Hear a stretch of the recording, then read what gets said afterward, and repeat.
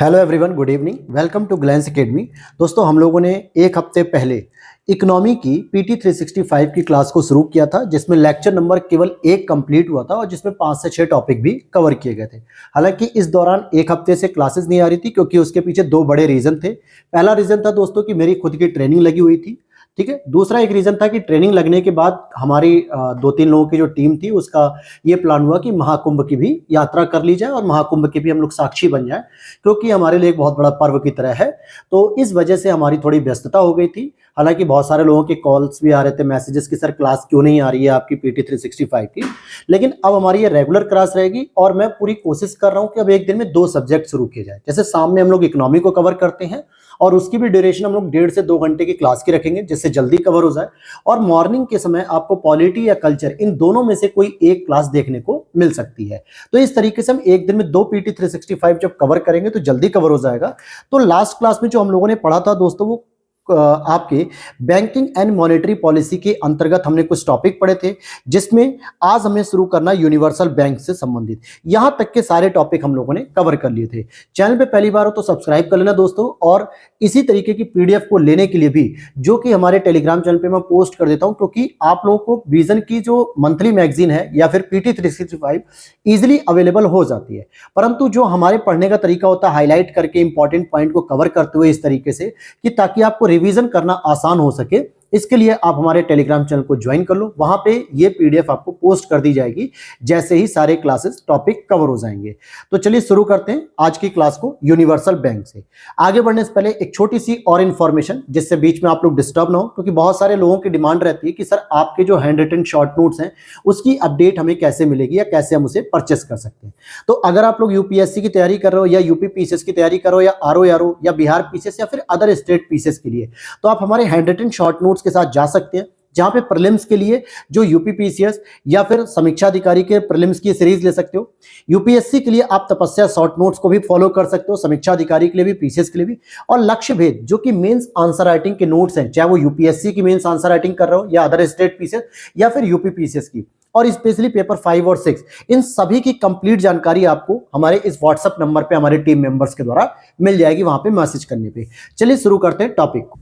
तो सबसे पहले हम लोग जानेंगे दोस्तों यूनिवर्सल बैंकिंग होती क्या है, किसे कहते हैं आखिरकार हम लोग यूनिवर्सल बैंकिंग। अगर एक तरीके से देखोगे, यूनिवर्सल का मतलब ही होता है कि सार्वभौमिक, यानी एक ऐसी बैंकिंग जिसकी सुविधा सभी व्यक्तियों तक पहुंचाई जा सके। जैसे अगर आप देखोगे कि एसबीआई हो गया, पंजाब नेशनल बैंक हो गया, बैंक ऑफ बड़ौदा हो गया, ये सभी यूनिवर्सल बैंक के रूप में भी जाने जाते हैं, क्योंकि इसकी लगभग हर जगह ब्रांच होती है, चाहे वो टाउन एरिया हो, चाहे वो महानगर हो या शहर हो या फिर छोटे छोटे गांव हो, हर जगह इनकी पहुंच एक्सेस हो चुकी है, जिससे आम लोगों तक जो है कि बैंकों से जोड़ा जा सके। लेकिन कुछ ऐसे माइक्रो फाइनेंस बैंक भी होते हैं, स्मॉल माइक्रो फाइनेंस जिसे हम कह सकते हैं, स्मॉल बैंक कह सकते हैं, जिससे अगर हम यूनिवर्सल बैंक के रूप में उसे कन्वर्ट कर देते हैं कुछ मापदंडों के फॉलो करने के बाद, तो कहीं ना कहीं लोगों का जो वित्तीय समावेशन है वो और बेहतर हो सकेगा और लोगों तक बैंकिंग सुविधाएं भी पहुंचाई जा सकेंगी। इसी कदम में आप देखोगे कि आरबीआई ने क्या किया, जो स्मॉल फाइनेंस बैंक हैं उनको ऑन टैप लाइसेंसिंग के तहत यूनिवर्सल बैंक में बदलने के लिए पात्रता के लिए जो मापदंड होने चाहिए, मानदंड, उन्हें निर्धारित किया है। तो पहली बात तो आपको यह समझ में आनी चाहिए कि किसी भी बैंक को यूनिवर्सल बैंक में कन्वर्ट करने के जो नियम होंगे, उसकी अथॉरिटी किसके पास है, आरबीआई के पास है, न कि सेंट्रल गवर्नमेंट के पास। जैसे कई बार क्या होता है, यूपीएससी आपसे बेसिक स्टैटिक प्रश्न बनाता है कि भाई कुछ बेसिक जानकारियां आपको हैं कि नहीं है, कि यूनिवर्सल बैंक को जो मापदंड होते हैं, उसके जो पॉइंट्स होते हैं, जो आपके कैरेक्टरिस्टिक्स होते हैं, उसे फॉलो करने के लिए कौन डायरेक्शंस दे सकता है, तो आरबीआई दे सकता है। साथ ही साथ यूनिवर्सल बैंक क्या होते हैं, ये वाणिज्यिक बैंकिंग तथा निवेश बैंकिंग द्वारा प्रदान की जा रही सेवाओं से अधिक वित्तीय सेवाएं प्रदान करते हैं, जैसे कि बीमा उत्पाद बेचना। कहने का मतलब हो गया कि ये कॉमन बैंक की तरह वाणिज्यिक बैंकिंग तो कर रहे हैं, इट मीन्स कि आपका जमा और साथ ही साथ निवेश करने के लिए लोन वगैरह की व्यवस्था भी करते हैं। जैसे आप अगर इन बैंकों में चाहो तो अपने खाते भी जमा कर सकते हो, मतलब पैसे जमा कर सकते हो, और जरूरत पड़ने पे निकाल भी सकते हो। निवेश के लिए भी ये बैंकिंग के रूप में काम करते हैं। इनसे भी अधिक ये कुछ इस प्रकार की वित्तीय सेवाएं देते हैं, जैसे कि म्यूचुअल फंड्स हो गया, बीमा उत्पाद हो गए, यानी एक्स्ट्रा जो है कि सुविधाएं देना शुरू करते हैं। जैसे अगर आप देखोगे कि जितने भी सैलरी अकाउंट होते हैं, गवर्नमेंट एम्प्लॉय के जो सैलरी अकाउंट होते हैं, उस पे क्या होता है 20 से 25 लाख रुपए तक का आपको क्या मिल जाता है, इंश्योरेंस मिल जाता है। और इंश्योरेंस किस में आता है, ये एक तरीके से वित्तीय व्यवस्थाओं के अंतर्गत आता है, जिसका डायरेक्ट कनेक्शन आपका लेन देन से नहीं है, लेकिन अगर किसी दुर्घटना के कारण आप जो है कि किसी अन्य अवस्था में पहुंचते हो और आपका सैलरी अकाउंट है, तो बैंक आपको क्या करेगी, इंश्योरेंस दे देगी। तो ये फीचर्स आपको मिल जाते हैं। सामान्यतः अभी जो स्मॉल बैंक्स हैं, जिनको आरबीआई ने कहा है कि हम स्मॉल जो फाइनेंस बैंक है इनको हम कन्वर्ट करेंगे यूनिवर्सल बैंक में। तो यूनिवर्सल बैंक तो समझ में आ गया कि सारी सुविधाएं दे रहे हैं, क्योंकि वाणिज्यिक बैंकिंग की सुविधा भी है, निवेश बैंकिंग की सुविधाएं भी है, और फाइनेंशियली रूप में वो बीमा उत्पाद वगैरह, इंश्योरेंस वगैरह भी करते हैं। लेकिन जिन बैंकों को कन्वर्ट किया जा रहा है स्मॉल फाइनेंस बैंक, उनका क्या मतलब है, ये उन क्षेत्रों में जैसे जहां तक जो सेवाएं होती हैं इनकी सीमित होती हैं, जिसमें नगद जमा स्वीकार करने या उन्हें ऋण देने की बुनियादी सेवाओं देने की अनुमति तो होती है, लेकिन यहां पे बैंकिंग सेवाओं की जो पहुंच होती है बहुत ही कम होती है। इसीलिए तो इनको स्मॉल फाइनेंस कहा गया है। अब छोटे छोटे गांव के दूर दराज क्षेत्रों में अगर इनको ओपन किया जाए, तो वहां पे प्राइमरी स्तर पे क्या काम होगा, लोग अपना पैसा या तो जमा करेंगे या फिर वहां से पैसे को निकालेंगे, लेकिन इंश्योरेंस वगैरह या इस तरीके की जो और बीमा प्रोडक्ट है वो सब सेल आउट नहीं हो पाएंगे। तो अगर हम उसे यूनिवर्सल बैंक के रूप में कन्वर्ट करेंगे, तो कहीं ना कहीं जो लोग चाहते हैं इंश्योरेंस कराना या किसी प्रकार का जो है कि बीमा लेना, म्यूचुअल फंड्स वगैरह लेना, तो उनके लिए सुविधा और बेहतर हो जाएगी। और इसमें एक वर्ड आया दोस्तों, on tap licensing. What is this on tap licensing, क्या होता है, यानी लाइसेंस देने की जो प्रक्रिया होती है 2016 में शुरू की गई थी। इसमें क्या होता है कि बैंकिंग लाइसेंस प्राप्त करने के लिए पहले पूरे वर्ष आरबीआई के पास क्या होता था, आवेदन किए जा सकते थे। लेकिन अभी क्या है, 2016 के पहले की बात अगर हम करें कि जब 2016 से पहले जब ऑन टैप लाइसेंसिंग नहीं थी, तब जब आरबीआई आपसे आवेदन मांगता था ना, तब आप लाइसेंस के लिए अप्लाई कर सकते थे। मान लेते हैं कि कोई बैंक अगर स्मॉल फाइनेंस बैंक के रूप में ओपन हो रहा है या यूनिवर्सल बैंक के रूप में अगर ओपन हो रहा है, तो 2016 से पहले ये नियम था कि जब आरबीआई कहेगा कुछ क्षेत्रों के लिए, कुछ जिलों के लिए कि भाई हम आपको यहाँ पे लाइसेंस देना चाहते हैं, तो आप आवेदन करिए कि अगर आपको चाहिए कि लघु बैंक या फिर यूनिवर्सल बैंक में ओपन करना चाहते हैं। लेकिन अब क्या है, 2016 के बाद आप जब चाहोगे तब जो है कि अप्लाई कर सकते हो आरबीआई के पास आवेदन। अब यहाँ पे पात्रता, जो इंपॉर्टेंट चीजें हैं वो क्या चेंजेस किए गए हैं, क्योंकि ऐसा नहीं है कि आपने एक बिल्डिंग बना ली और 4 स्टाफ रख लिया और आपको लगता है कि आप एक यूनिवर्सल बैंक खोल लोगे, ऐसा नहीं है। कुछ प्रायोरिटीज होनी चाहिए, जैसे 1000 करोड़ रुपए तक की आपके पास न्यूनतम नेटवर्थ होनी चाहिए, मिनिमम इतना तो होना ही चाहिए। मान लो किसी वजह से आपका बैंक दिवालिया की स्थिति में जा रहा, तो सभी ग्राहकों को भुगतान करने की क्षमता होनी चाहिए। दूसरा, जो स्मॉल फाइनेंस बैंक होते हैं वो लिस्टेड बैंक भी होने चाहिए। किसमें आते हैं, आपको मैंने पढ़ाया भी है इकोनॉमी में, हालांकि अभी तपस्या नोट्स की क्लास कंप्लीट नहीं हुई है, लेकिन शुरू करूंगा। आरबीआई एक्ट 1934 के अंतर्गत जो सेकंड शेड्यूल होता है ना, उसके अंतर्गत जितने भी बैंक लिस्टेड होते हैं उन्हें अधिसूचित बैंक कहा जाता है, जिन पर बैंकिंग रेगुलेशन 1949 का एक्ट प्रोविजन करता है, यानी कि उसके अधिक अनुसार उनको रेगुलेट किया जाता है। तो उसमें लिस्टेड भी होने चाहिए और कम से कम 5 वर्षों तक उन बैंकों का संतोषजनक ट्रैक रिकॉर्ड होना चाहिए, जिससे आरबीआई को लगे कि इनका जो बेनिफिट है वो ज्यादा है, किसी प्रकार का इन्होंने लोन ज्यादा नहीं दिया, किसी प्रकार का एनपीए नहीं है, किसी प्रकार का इन्होंने नियमों का उल्लंघन नहीं किया। अगर ये सब बेहतर आपके कैरेक्टरिस्टिक्स हैं, तो ऐसे स्मॉल फाइनेंस बैंक को क्या करिए, यूनिवर्सल बैंक में कन्वर्ट किया जा सकता है। साथ ही साथ यहां लिख रहा है कि जो इनकी ग्रॉस एनपीए हो वो 3% से कम या उससे बराबर होनी चाहिए, और नेट एनपीए आपकी 1% से भी कम होनी चाहिए। क्लियर हो गया। साथ ही साथ किसी भी मान्यता प्राप्त स्टॉक एक्सचेंज में वो लिस्टेड भी होना चाहिए। तो ये 2-3 चीजें आपको पता रहनी चाहिए। अब देखो, आपको लगेगा कि सर बहुत लंबा डिटेल आप करके बता रहे हो, तो सीधी सी बात है भाई, अगर आपको ये वीडियो पसंद आएगी तो वो इसीलिए आएगी कि आपको डिटेल से जानकारी मिलनी चाहिए। अगर मैं केवल लाइन टू लाइन केवल पढ़ के बता दूं, तो यार इतना तो आपको भी आता है पढ़ना, लेकिन उसकी कनेक्टिविटी, उसको चीजों को कनेक्ट करना, उसको जोड़ना, ये इंपॉर्टेंट है। अब आपको समझ में आ गया होगा कि स्मॉल फाइनेंस बैंक को क्या किया जा रहा है, यूनिवर्सल बैंक में कन्वर्ट किया जा रहा है, लेकिन उसके लिए जो मापदंड है वो क्या क्या है वो समझ में आ गया। अच्छा, स्मॉल फाइनेंस बैंक के बारे में अगर हम और जानकारी लेते हैं, तो सीधी सी बात है, इनकी जो स्थापना हुई थी ये बजट 2014-15 के तहत हुई थी। कई बार ये पूछा जाता है प्रश्न कि भाई ऐसे बैंकों की स्थापना के बारे में डायरेक्टली यूपीएससी स्टेटमेंट बनाता है कि किस बजट में आया था, लगभग 10 साल से पहले। और अगर आप यूपीएससी की थीम को पकड़ोगे ना, तो कई बार होता है कि 10 ईयर, 25 ईयर, 40 ईयर, 50 ईयर, ऐसे अगर कोई जो बैंक हो गए या कोई पॉलिसी हो गई या फिर किसी प्रकार की कमेटी हो गई, सिफारिश हो गई, अगर उनके इस वर्ष को कंप्लीट किया जाता तो यूपीएससी अक्सर ऐसे प्रश्न पूछती है। तो यहां पे 10 ईयर इसके कंप्लीट हो रहे हैं 2024 में, तो कहीं ना कहीं ये प्रश्न बन सकता है। पंजीकरण की बात करेंगे तो ये कंपनी एक्ट 2013 के तहत पंजीकृत होनी चाहिए। लाइसेंसिंग अर्थात इनको रेगुलेट करने के लिए जो आरबीआई के पास नियम होगा वो बैंकिंग अधिनियम जो रेगुलेशन है 1949 उसके तहत रेगुलेट करेगी आरबीआई। साथ ही साथ न्यूनतम पूंजी कितनी होनी चाहिए? 200 करोड़ रुपए। अब यहां पे कहोगे सर 1000 करोड़ रुपए अभी आप कह रहे थे, तो ध्यान देना यूनिवर्सल बैंक बनने के लिए 1000 करोड़ रुपए चाहिए हर एक स्मॉल फाइनेंस बैंक में। लेकिन अगर आपको स्टार्टिंग ही स्मॉल फाइनेंस बैंक के रूप में करनी है तो 200 करोड़ रुपए की नेटवर्थ भी चलेगी।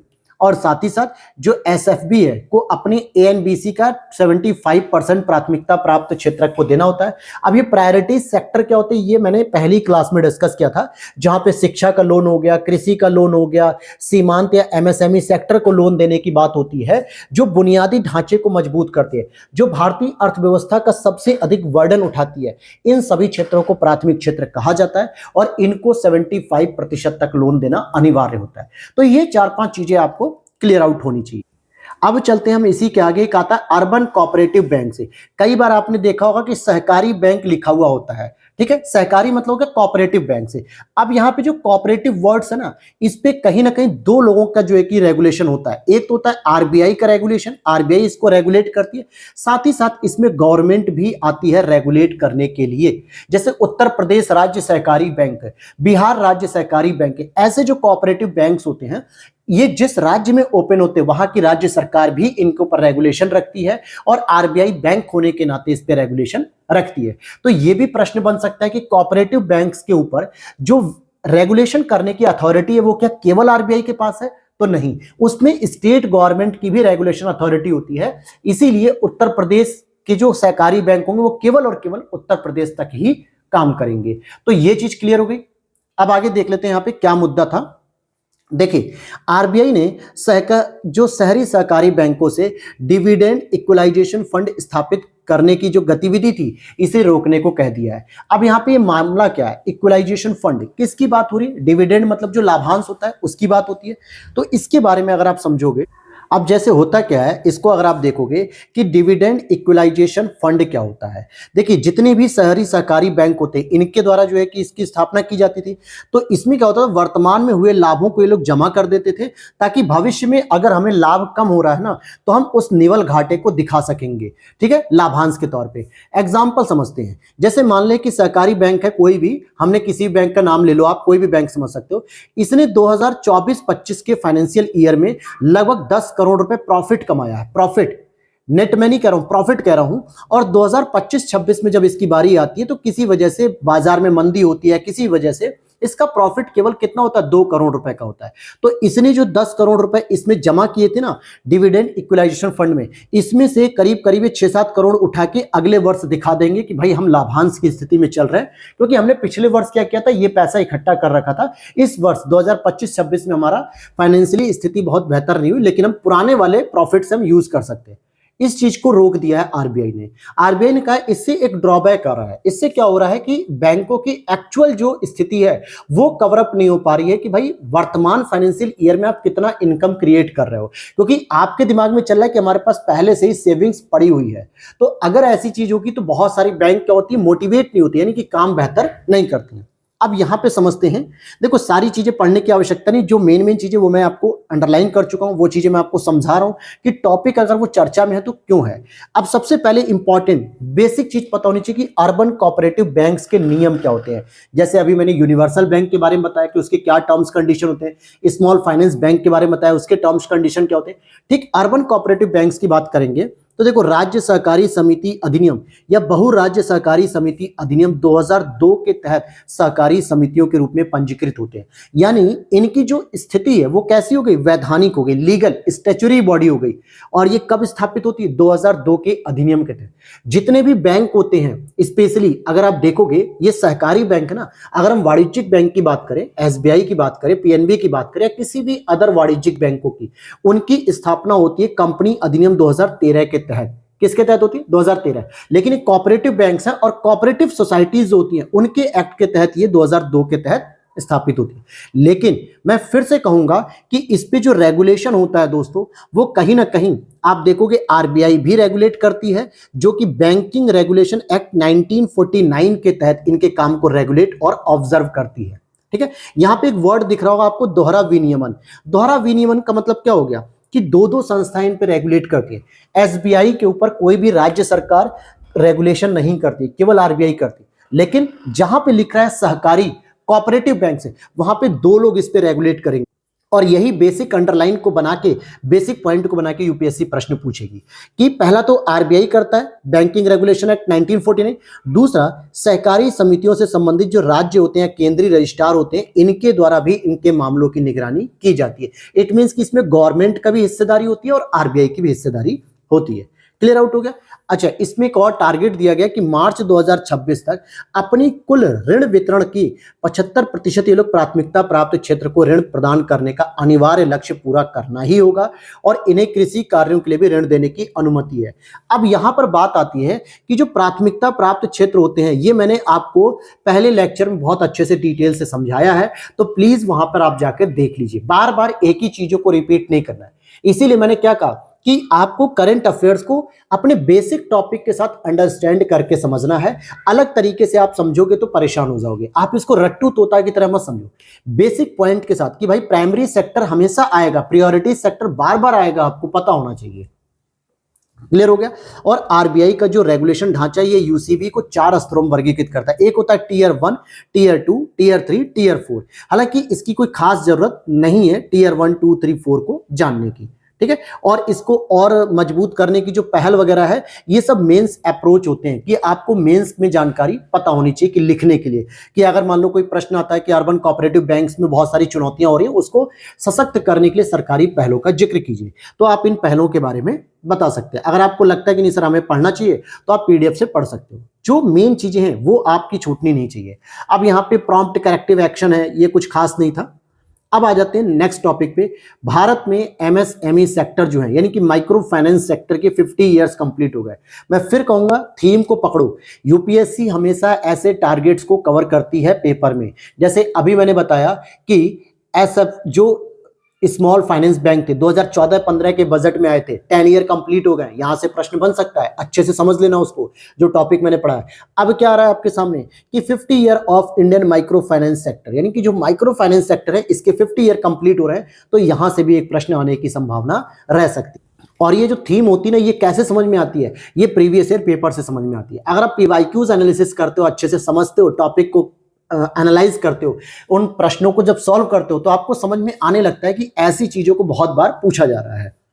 यहां पर देखोगे कि सेवा बैंक यानी कि सेल्फ एम्प्लॉयड विमेन्स एसोसिएशन, ये वही सेवा जो कि सेल्फ हेल्प ग्रुप के रूप में जाना जाता है, जो गुजरात से संगठित होता है, और उसका एक बैंक भी है। इसके 50 वर्ष कंप्लीट हुए।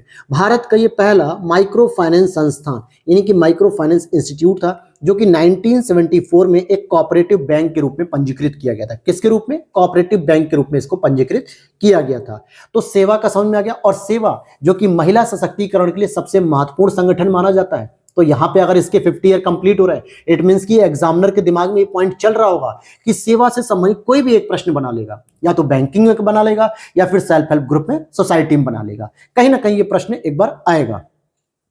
माइक्रो फाइनेंस क्या होता है? सबसे पहली बात कि सर हमने ये तो समझ लिया कि भाई सेवा के 50 ईयर कंप्लीट हो रहे हैं, 74 में एस्टैब्लिश हुआ, 2024 में इसके 50 साल कंप्लीट हो गए। लेकिन मेजर पॉइंट है सर कि माइक्रो फाइनेंस किसे कहते हैं? तो फाइनेंस मतलब क्या होता है दोस्तों? वित्तीय सहायता। माइक्रो मतलब छोटे स्तर की वित्तीय सहायता। शब्दों को अगर आप तोड़ना सीखे, जैसे मैंने पढ़ा है, अरुण सर से इकोनॉमी पढ़ी है, दृष्टि आईएएस के टीचर थे, लेकिन आप संस्कृति आईएएस में, उन टीचर की मुझे इकोनॉमी इतनी बेहद पसंद आई। और वाकई एक ऐसे बंदे को भी वो पढ़ा सकते हैं इकोनॉमी, जिसको इकोनॉमी का कुछ भी नहीं पता है, बस उसने डेली लाइफ में जो घटनाएं घटित होती हैं उसे बस वो देखता रहे कि भाई पैसों से रिलेटेड क्या क्या चीजें आ सकती हैं। मैं यकीनन कह सकता हूं कि उनकी क्लास देखने के बाद किसी को भी इकोनॉमी का फोबिया नहीं रहेगा। ठीक है, तो यहां पर आप देखोगे वो भी यही कहते थे कि शब्दों को अगर आपने तोड़ लिया तो बहुत सारी चीजें आपकी आसान हो गई। माइक्रो फाइनेंस, फाइनेंस मतलब पैसों की सुविधा, वित्तीय सुविधा, और माइक्रो मतलब छोटे स्तर की। यहां पर बात करेंगे कि वंचित और हाशिए पर स्थित गरीब लोगों को कम राशि वाले ऋण जैसी वित्तीय सेवाएं उपलब्ध कराना ही माइक्रो फाइनेंस होता है। समझ में आ गई बात। देखो कम ऋण कौन लेगा, जो पैसे से संपन्न होगा वो कभी भी 50,000 60,000 1 लाख का लोन नहीं लेगा बैंक से, क्योंकि वो तो किसी दोस्त को भी फोन करेगा ना तो भी उसको पैसे मिल जाएंगे, बैंक में जाने की जरूरत नहीं पड़ेगी। बैंक में वही व्यक्ति जाएगा जिसके आसपास के लोग भी गरीब होंगे, जिसके पास 10,000 रुपए भी नहीं होंगे, 50,000 तो दूर की बात रही।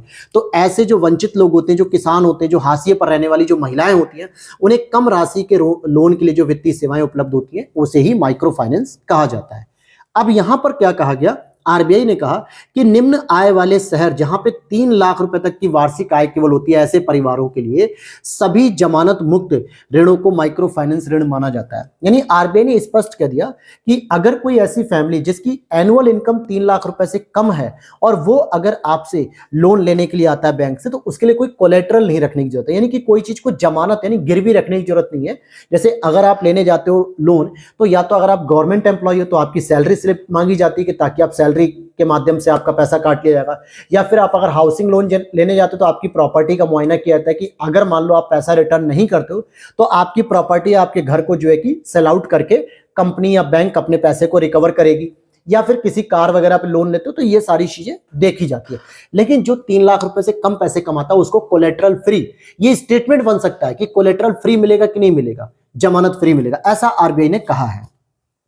दूसरा, यहां पे बस एक ड्रॉबैक है दोस्तों, जो मेरे हिसाब से ठीक नहीं है। अब सोचो जो गरीब आदमी है वो खुद ही बेचारा गरीब तंगी हालत में है, और अगर आप उससे भी क्या कर रहे हो, उच्च ब्याज दर पे ऋण ले रहे हो, तो बेकार है। मतलब कि वो वाणिज्यिक बैंकों की तुलना में थोड़ा ज्यादा महंगा ऋण देते हैं। अब यहाँ पे यही चीज तो दिख रहा है कि अगर आप आरबीआई में, एसबीआई में जाओगे, पीएनबी में जाओगे तो आपको 10% पे हो सकता है लोन मिल जाए, लेकिन अगर आप किसी माइक्रो फाइनेंस में लेने जाओगे तो उच्च ब्याज दर पे ऋण दिया जाता है। हालांकि इसका एक दूसरा सकारात्मक पहलू यह भी है कि जो छोटे छोटे जो किसान होते हैं, कई बार ऐसा होता है कि कुछ लोग ऐसे होते हैं अपनी लग्जरी लाइफ को फॉलो करने के लिए भी सस्ते लोन लेने की कोशिश करते हैं, जबकि माइक्रो फाइनेंस के पास पहले से ही पैसे कम है और वो सभी लोगों को देना चाहता है। लेकिन अगर कोई एक व्यक्ति सारा पैसा ले लेगा लोन के रूप में, तो भाई हाई इंटरेस्ट रहेगा, तो उस डर से क्या है, व्यक्ति कम पैसा लेगा, उच्च दर की वजह से हाई इंटरेस्ट रेट रहेगा, जिस वजह से सभी लोगों को पैसा आसानी से मिल सकेगा।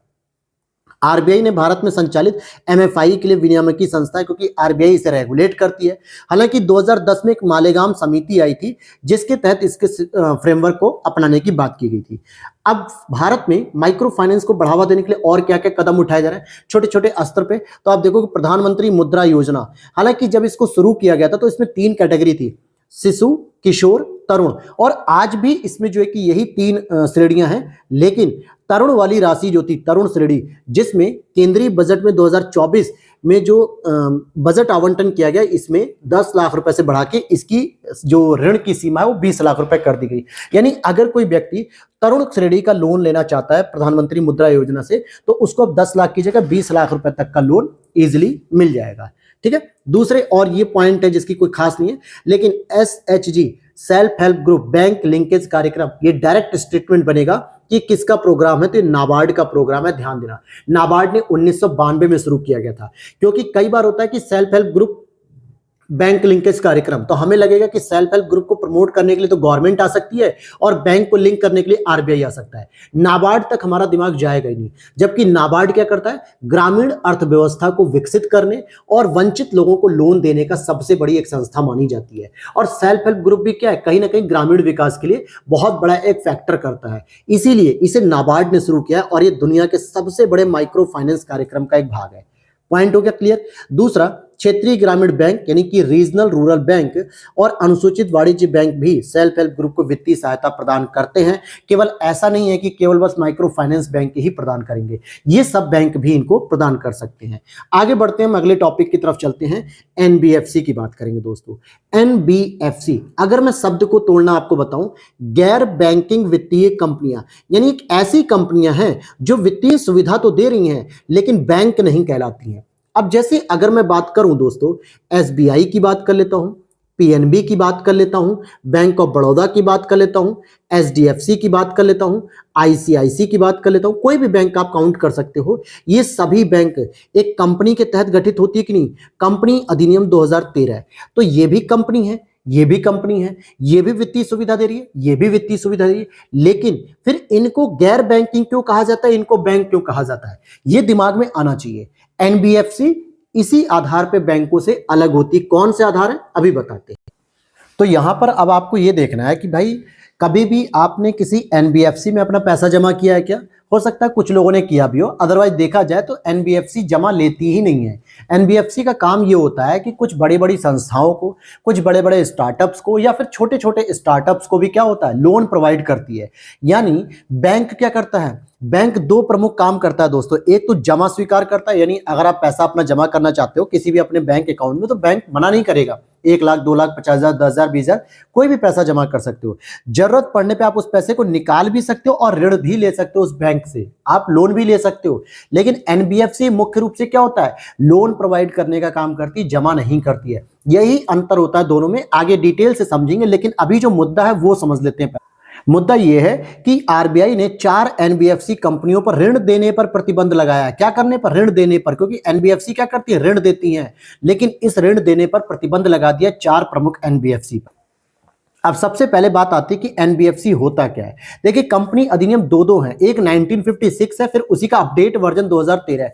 इनके तहत पंजीकृत ऋण देने वाली कंपनियां, ये बात समझिए मेरे दोस्त, ऋण देने वाली कंपनियां। कई बार होता है प्रश्न, यूपीएससी डायरेक्ट पूछता है एनबीएफसी के बारे में, या फिर एनबीएफसी और बैंक के बीच में कंपैरिजन करके पूछ लेता है ये प्रश्न। तो यहां पर आपको बेसिक जानकारी होनी चाहिए कि ऋण देने वाली कंपनियां होती हैं और इनके ऊपर रेगुलेशन कौन करता है। अब देखो कुछ एनबीएफसी ऐसी होती हैं जो हाउसिंग से संबंधित होती हैं, जो घर वगैरह बनते हैं, बड़े बड़े अपार्टमेंट बनते हैं, उन कंपनियों को ऋण देती है। जैसे मान लो कि कोई रुद्रा अपार्टमेंट हो गया, या फिर जो है कि किसी भी अलग अलग कंपनी की जो अपार्टमेंट बनते हैं 20-20 मंजिल, 40 मंजिल, 50 मंजिल, बड़े बड़े मेट्रो सिटीज में, तो उन कंपनियों के द्वारा जो अपार्टमेंट का निर्माण किया था उनके पास पैसा कौन देता है, यही एनबीएफसी देती है। तो उनको रेगुलेट करती है नेशनल हाउसिंग बैंक। फिर इसी तरीके से सेबी, जो security exchange board of India, ये भी क्या करती हैं, रेगुलेट करती हैं। रेगुलेट का मतलब होता है उनकी कार्यप्रणालियों के ऊपर निगरानी रखते हैं कि किसी भी तरीके का धोखाधड़ी या फ्रॉडबाजी ना किया जाए। तीसरा, बीमा विनियामक विकास प्राधिकरण, जो बीमा कंपनियां होती हैं एनबीएफसी के रूप में, उनको भी ये रेगुलेट करती हैं। राज्य सरकारें और कॉर्पोरेट कार्य मंत्रालय, ये दोनों भी इसे रेगुलेट करती हैं। प्रश्न क्या बनता है कि एनबीएफसी सर बैंकिंग सुविधाएं तो देती है लेकिन बैंक नहीं कहलाती है, तो क्या इन्हें आरबीआई रेगुलेट करेगी? तो यहां पर अगर आप देखोगे कि इसे पढ़ो, यह आवास वित्त कंपनियों को विनियमित करता है, लेकिन 2019 में इन कंपनियों के विनियमन की जिम्मेदारी अब आरबीआई को सौंप दी गई है। तो इसका मतलब हो गया कि आरबीआई भी एनबीएफसी को रेगुलेट करती है, सिक्योरिटी बोर्ड यानी सेबी भी रेगुलेट करती है, और बीमा विनियामक प्राधिकरण भी रेगुलेट करता है, स्टेट गवर्नमेंट भी और कॉर्पोरेट कार्य मंत्रालय भी। तो ऐसे प्रश्नों की बेसिक अंडरस्टैंडिंग आपको डेवलप करनी कि एनबीएफसी क्या होती है और एनबीएफसी कैसे। अब यहां पे लिख रहा है कि सामान्य रूप से ये जो बैंकों से किस प्रकार अलग होती है, जो चीजें मैंने अभी आपको डिस्कस की। जैसे सामान्यतः ये डिमांड डिपॉजिट स्वीकार नहीं करती। आप एसबीआई में जाओगे, डिपॉजिट फॉर्म भरोगे और अपना पैसा जमा कर दोगे, या तो किसी के अकाउंट में डाल दोगे या अपने अकाउंट में जमा कर लोगे। लेकिन एनबीएफसी की कहीं ऑफलाइन ब्रांच आपको मिलेगी ही नहीं। अगर मिलेगी भी तो वहां पे पैसा अकाउंट नहीं, क्योंकि अकाउंट है ही नहीं, तो पैसा जमा करने की सुविधा नहीं है वहां पे। साथ ही साथ पेमेंट सेटलमेंट सिस्टम में ये शामिल नहीं होती है। जो पेमेंट और सेटलमेंट सिस्टम होता है जो बैंकों के बीच में होता है, जिसको हम लोग कहते हैं इंटर बैंक लेंडिंग यानी अंतर बैंक लेनदारी कहते हैं, उसमें ये शामिल नहीं होते हैं। ठीक है, क्योंकि ये अपने नाम से चेक जारी नहीं कर सकते। जब ये बैंक नहीं है, जब ये कोई अकाउंट ओपन नहीं कर सकते, किसी का पैसा जमा नहीं कर सकते, तो ये चेक कैसे प्रोवाइड करेंगे? भाई अगर मैं कहूं कि मेरे पास एक चेकबुक है, तो चेकबुक या तो करंट अकाउंट की होगी या सेविंग अकाउंट की होगी। लेकिन बचत खाता या चालू खाता मैं खोलूंगा तो किसी बैंक में ही ना, वहां पे मैं अपना पैसा ही तो जमा करूंगा कि 50,000 से मुझे अगर अधिक पैसा निकालना तो मैंने चेक दिया, चेक के माध्यम से निकाल लिया। लेकिन एनबीएफसी जब पैसा जमा ही नहीं करती तो चेक भी नहीं होगा। और एक और बात दोस्तों, यहीं से एक और प्रश्न उठ के आता है, क्या ये डेबिट कार्ड देगा? क्या डेबिट कार्ड भी नहीं देगा। क्या ये क्रेडिट कार्ड देगा? क्या क्रेडिट कार्ड भी नहीं देगा, क्योंकि भाई डेबिट और क्रेडिट कार्ड दोनों का संबंध करंट अकाउंट या फिर सेविंग अकाउंट से होता है, और ये दोनों अकाउंट हम एनबीएफसी में नहीं ओपन कर सकते। इसीलिए यहां पे डेबिट या क्रेडिट अकाउंट कार्ड नहीं मिलते हैं। समझ में आ गई बात? यही चीजें हैं आपको जो बेसिक तरीके से आपको समझनी चाहिए। देखो जितना काम का है ना, जितना बेसिक चीजें, क्योंकि ये चीज हमेशा याद रखो दोस्तों, अगर आप पीवाईक्यूज देखोगे तो करंट अफेयर्स भी अगर यूपीएससी के आते हैं ना, तो वो भी कैसे आते हैं, वो भी बेसिक स्टेटमेंट को मिला के आते हैं, कॉन्सेप्चुअल प्रश्न को मिला के आते हैं। तो अगर आप कॉन्सेप्ट के साथ पढ़ रहे हो तो चीजें आपको क्लियर आउट हो जाएंगी। अब आगे चलते हैं हम लोग NPA. This is the most important topic. हालांकि इससे प्रश्न बहुत ही इजी और बहुत सिंपल प्रश्न बनते हैं। नॉन परफॉर्मिंग एसेट, सबसे पहले हम समझेंगे एसेट। एसेट क्या होता है? परिसंपत्ति होती है, संपत्ति होती है, ठीक है। एसेट मतलब कि आपके पास जो भी प्रॉपर्टी है, चाहे वो चल संपत्ति हो, चाहे वो अचल संपत्ति हो, चाहे वो आपकी सैलरी हो, पैसा हो, कैश हो, बिल्डिंग हो, गाड़ी हो, बंगला हो, जमीन हो, सब कुछ एसेट है। परफॉर्मिंग का मतलब जो एसेट ऐसी है जो कहीं ना कहीं मार्केट में उसकी कोई कीमत दिख रही हो, उसकी कोई कीमत लग सकती है। और नॉन का मतलब जो किसी भी काम की नहीं रही, बर्बाद, रद्दी, कबाड़, इस तरीके की, उसे हम कहते हैं एनपीए, नॉन परफॉर्मिंग एसेट। अब बैंकिंग भाषा में समझने का प्रयास करते हैं दोस्तों। देखो, अभी मैं एनपीए बताता हूं, लेकिन यहां पे समझ लीजिए कि मामला क्या आया था। देखिए, आरबीआई की एक अर्धवार्षिक वित्तीय स्थिरता रिपोर्ट यानी फाइनेंशियल स्टेबिलिटी रिपोर्ट में एनपीए के मामले में प्राप्त उपलब्धियों को रेखांकित किया गया है। एनपीए क्या होता है, अब आपके दिमाग में गूंजता रहेगा, तो उससे पहले मैं आपको समझा देता हूं सिंपल सी भाषा में। यहां पर नीचे, फिर आगे हम बात करेंगे। देखो, नीचे भी नहीं, मैं यहाँ पे थोड़ी जगह मिल जाए, ये रहा। जैसे मान लेते हैं कि आपने क्या किया कि बैंक से सर 10 लाख रुपए ले लिया। कितना लिया आपने? 10 लाख रुपए लोन ले लिया, लोन लिया, ऋण लिया है। और बैंक ने कहा कि आपकी प्रत्येक महीने की जो मंथली जो आपकी किस्त बन रही है सर, वो लगभग बन रही है 25,000 रुपए आपको प्रत्येक महीने जमा करने होंगे। इसमें ब्याज भी शामिल है और प्रिंसिपल यानी कि मूलधन भी शामिल है। लेकिन आपने पहला महीना स्किप कर दिया, दूसरा महीना स्किप कर दिया, तीसरा महीना भी स्किप कर दिया। इट मींस कि आपने 90 डेज तक कोई भी अमाउंट बैंक में जमा नहीं किया। और जिसके बाद क्या होता है, बैंक को लगता है कि मैंने जो 10 लाख रुपए किसी व्यक्ति को दिए थे, अब ये रिटर्न नहीं आ रहा है। क्योंकि अगर व्यक्ति को जमा करना होता तो 25-25 हजार रुपए की कम से कम 3 किस्तें जमा हो चुकी होती, 75,000 रुपए आ चुका होता। लेकिन उस व्यक्ति ने 90 दिन से कोई भी भुगतान नहीं किया, ना तो प्रिंसिपल दिया, ना इंटरेस्ट दिया, अर्थात ना तो मूलधन दिया, ना ही ब्याज दिया। इसका मतलब है कि ये पैसा डूब गया हमारा, यानी ये पैसा नुकसान में हो चला गया। और इसी को कहते हैं नॉन परफॉर्मिंग एसेट। बैंक के लिए तो एसेट था, क्योंकि वो 10 लाख की जगह कितना लाख रुपए कमाएगा? कम से कम 13 लाख रुपए कमाएगा, 3 लाख रुपए एक्स्ट्रा कमा रहा है, तो ये तो उसकी एसेट थी। लेकिन अब वो एसेट परफॉर्म नहीं कर रही है, क्योंकि उसे समझ में आ गया जो व्यक्ति लोन लेके गया है ना, वो अब रिटर्न करने के माइंडसेट से नहीं है, वो रिटर्न नहीं कर रहा है। 90 दिन बीत चुके हैं। अब बैंक के कर्मचारी लगे उसे खोजने कि भैया कहाँ हो तुम, कहाँ हो तुम, कि हमें पैसा क्यों नहीं दे रहे हो। उसने अपना एड्रेस बदल दिया, जो भी बैंक में जमा किए थे डॉक्यूमेंट, उसने अपना मोबाइल नंबर बदल दिया, ईमेल आईडी बंद कर दिया। अब बैंक को लगा ये पैसा हमें नहीं मिल पाएगा कभी, यानी 10 लाख का घाटा हो गया। तो इसी को कहते हैं एनपीए। हालांकि इसमें भी कैटेगरी आएंगी जो लॉस एसेट, सब स्टैंडर्ड, डाउटफुल एसेट, ये सभी चीजें अभी हम डिस्कस कर लेंगे। लेकिन मामले को आपको समझाने के लिए एनपीए मैंने बता दिया बेसिक। अब यहां पर समझते हैं कि एनपीए के मामले में प्राप्त उपलब्धियों को रेखांकित किया है, जिसमें FSDC financial stability development council की उप समिति के आकलन पर यह रिपोर्ट आधारित है, जिन्होंने कहा कि मार्च 2024 के अंत में जितने भी अनुसूचित वाणिज्यिक बैंक थे, अनुसूचित वाणिज्यिक बैंक कहां पे होंगे? जो सेकंड शेड्यूल में होंगे, दूसरी अनुसूची में, संविधान की नहीं, आरबीआई एक्ट 1934 के तहत जो कई सारे शेड्यूल बने हुए हैं, वहां पे दूसरी अनुसूची में जो अनुसूचित बैंक हैं, उनका जो ग्रॉस एनपीए है वो 2.8% से कम हो गया है, यानी 2.8% हो गया है जो कि, और जिसका नेट एनपीए आपका 0.6% हो गया है। इसका मतलब है कि बैंकों ने किसी न किसी माध्यम से अपने ऋण की वसूली की है, चाहे वो अलग अलग कंपनियों के सहयोग लिया हो, चाहे वो सरकार का सहयोग लिया हो, चाहे वो अलग से एनजीओ के सहयोग लिया हो, या फिर लोगों ने खुद अपनी जागरूकता के माध्यम से इनकम का बचत करके बैंकों का पैसा रिटर्न करना शुरू कर दिया है। तो इसका मतलब हो गया कि अब बैंकों के जो एनपीए थे, जो नुकसान वाले पैसे थे, अब वो कम होने लगे हैं। इसका मतलब है बैंकों के पास रिटर्न आने लगा है, लोगों ने पैसे जमा करने शुरू कर दिए। आगे बढ़ने से पहले ये जान लो कि एफएसडीसी क्या होता है। 2010 में इसको स्टैब्लिश किया गया था, और इसका जो अध्यक्ष होता है केंद्रीय वित्त मंत्री होता है, क्योंकि सीधा प्रश्न बनता है, जैसे जीएसटी का पूछा था कि इसका अध्यक्ष कौन है, केंद्रीय वित्त मंत्री। कुछ ऐसी संस्थाएं हैं इंपॉर्टेंट जहां पे वित्त मंत्री को अध्यक्ष के रूप में रखा गया है। ऐसी संस्थाओं को बार बार यूपीएससी ट्रिगर करती है आपको पूछने के लिए, तो ये ध्यान रखना। और वित्तीय क्षेत्रों के जो विनियामक होते हैं, इसमें रेगुलेटरी बॉडीज होती हैं, जिसमें RBI member, SEBI member, PFRDA member, IRDA member, इन सभी के सचिव वगैरह ये सब इसमें शामिल होते हैं सदस्य के रूप में। लेकिन जो वित्त मंत्री होते हैं केंद्र स्तर के, जैसे वर्तमान में निर्मला सीतारमण है, ये इसकी अध्यक्ष होंगे। 2010 में स्टैब्लिश हुआ। अब आ जाते हैं एनपीए। तो मैंने एनपीए आपको बता ही दिया।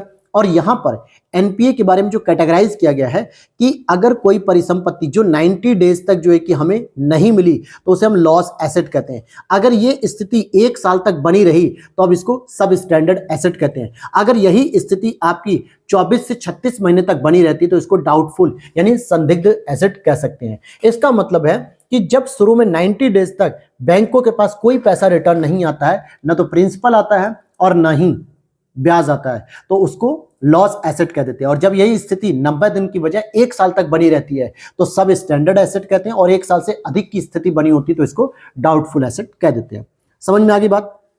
देखो यहां लिख रहा है कि किसी ऋण पर जो दे ब्याज होता है, जो मूलधन होता है, इसकी किस्त अगर 90 दिन से अधिक समय तक बकाया रहती है, यानी कि कोई पैसा रिटर्न हो ही नहीं रहा है, तो वो एनपीए में कन्वर्ट हो जाती है।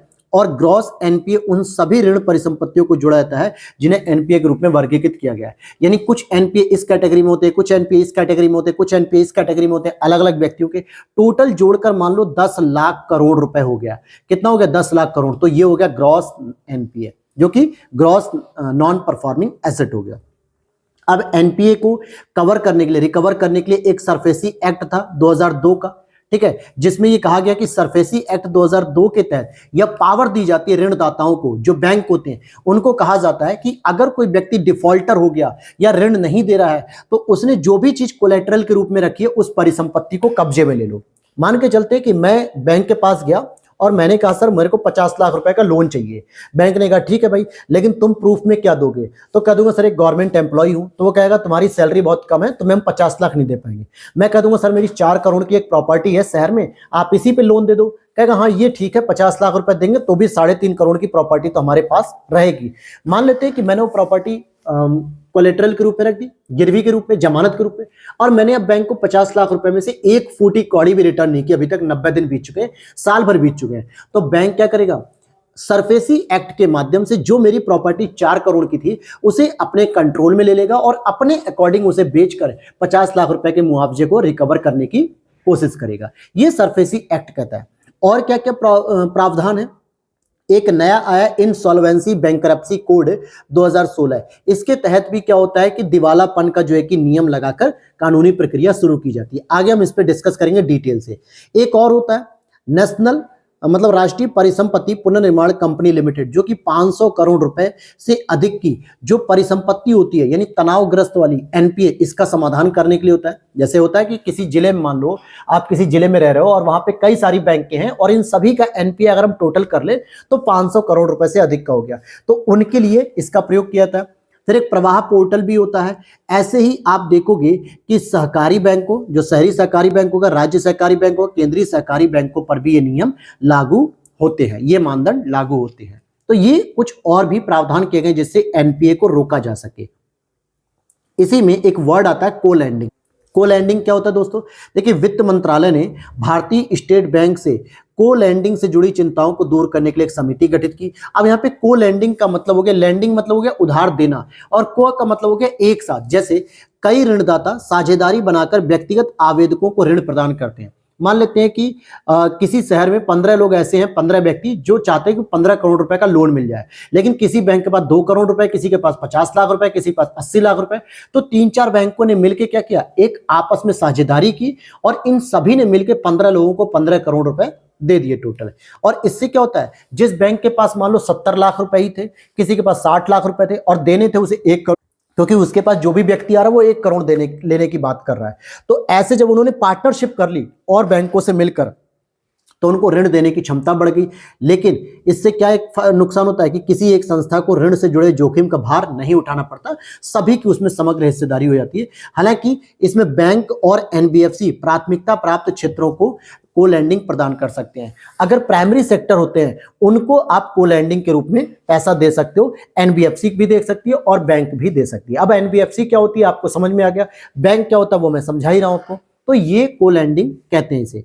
अब यहाँ पे विलफुल डिफॉल्टर एक टॉपिक है जिसको मैंने छोड़ दिया, कोई खास नहीं था। विजय माल्या, नीरव मोदी, मेहुल चौकसी ऐसे लोग इसमें आते हैं, तो इसमें कुछ खास नियम नहीं थे, आप पढ़ना चाहो तो पढ़ सकते हो। एक और वर्ड आता है ICA, inter creditor agreement. Creditor का मतलब क्या होता है दोस्तों? बैंकों के बारे में कहा जा रहा है। जो एक शहर के कई सारे बैंक होते हैं उनके बीच एक समझौता होता है। क्या? यह समझौता कई ऋणदाताओं के बीच होता है जिसमें यह कहा जाता है कि कर्जदार अगर पैसा वापस नहीं कर पाता तो वे आपसी सहमति से किस तरह से वसूलेंगे, कोलेटरल का किस प्रकार आवंटन करेंगे, इसके बारे में चर्चा करते हैं। मान के चलते हैं कि आपके दिल्ली शहर में, मैं बात कर लेता हूं दिल्ली शहर की, यहां पे 4 बैंक हैं, ठीक है। ये 4 बैंक 1 2 3 4, इन चारों बैंकों से क्या हुआ, अलग अलग रूप में जो है कि किसी 4-5 व्यक्तियों ने 4 करोड़ रुपए का लोन ले रखा था, वो रिटर्न नहीं हो रहा है। इसने कहा यार मुझसे भी जो है कि 20 लाख लिए हैं, किसी ने कहा मुझसे तो 1 करोड़ लेके गया, किसी ने कहा 3 करोड़। ये वही चीजें जो को लैंडिंग वाली नियम थे। इन चारों ने एक एग्रीमेंट किया जिसको कहते हैं इंटर क्रेडिटर एग्रीमेंट। इन्होंने कहा कि ऐसा करते हैं कि जो ये 4-5 व्यक्ति हैं जो 4 करोड़ रुपए रिटर्न नहीं कर रहे हैं, या तो इनसे हम पैसा निकालने का कोई और तरीका लगाएं, जिसको हम लोग राइट ऑफ भी कहते हैं, राइट ऑफ टेक्निक कहते हैं, यानी जो ब्याज लेने का जो परसेंटेज था 10% उसको घटा दो, या फिर समय बढ़ा दो कि 4 साल की जगह आप 6 साल में रिटर्न करो, या ये भी अगर पॉसिबल नहीं है तो इनका जो भी कोलेटरल है, जो इन्होंने गिरवी रखा है, उसको हम कैसे बांटेंगे, उसको हम चारों लोग कैसे मिल बांट के रिकवर करेंगे, तो इसके बारे में ये कहा जाता है आईसीएल। सामान्यतः देखोगे कि कोलेटरल भुगतान और भुगतान की प्राथमिकता के साथ साथ अलग अलग कर्जदाताओं के क्रम का उल्लेख किया जाता है इसमें, और आरबीआई 2019 के अकॉर्डिंग कुल बकाया ऋण के 75% हिस्से वाले ऋणदाताओं की संख्या के हिसाब से 60% ऋणदाताओं के निर्णय सभी पर बाध्यकारी होंगे। तो ये कुछ खास इंपॉर्टेंट नहीं था, बस आपको ये एक लाइन याद रखनी कि आईसीएल क्या होता है, जो कि ऋणदाताओं का एक समझौता होता है, ठीक है, जो ये चाहते हैं कि हम अपने पैसे को जो है कि कैसे वसूल करेंगे, या फिर कोलेटरल जो भी होगा उसका आपस में आवंटन कैसे करेंगे, ठीक है। अब आते हैं हम आईबीसी पर पूरा डिटेल से डिस्कस करते हैं, इंसॉल्वेंसी बैंकरप्सी कोड। तो यहां पर समझते हैं हम लोग इंसॉल्वेंसी एंड बैंकरप्सी कोड। अच्छा, 2 बातें यहां पे समझ लो पहले ही। देखो, इंसॉल्वेंसी क्या होता है, दिवालापन। बैंकरप्सी क्या होता है, दिवालिया होने के बाद जो कानूनी प्रक्रिया चलाई जाती है, कानूनी प्रक्रिया, उसे ही कहा जाता है बैंकरप्सी, या फिर शोधन और क्षमता भी इसको हिंदी में कहते हैं। और ये पूरी प्रक्रिया एक लिखित रूप में, इसलिए इसको कोड कहा जाता है, संहिता कहा जाता है, और ये 2016 में आई थी, इसलिए इसको 2016 कहा जाता है। शब्दों को तोड़ना सीख लिए। अब आ जाओ इससे संबंधित मुद्दा क्या है। देखिए, भारतीय दिवाला और शोधन अक्षमता बोर्ड आईबीबीआई ने इंसॉल्वेंसी प्रोफेशनल आईपी को समाधान पेशेवरों के रूप में नियुक्त करने की प्रक्रिया को कारगर बनाने के लिए एक दिशा निर्देश जारी किए गए हैं।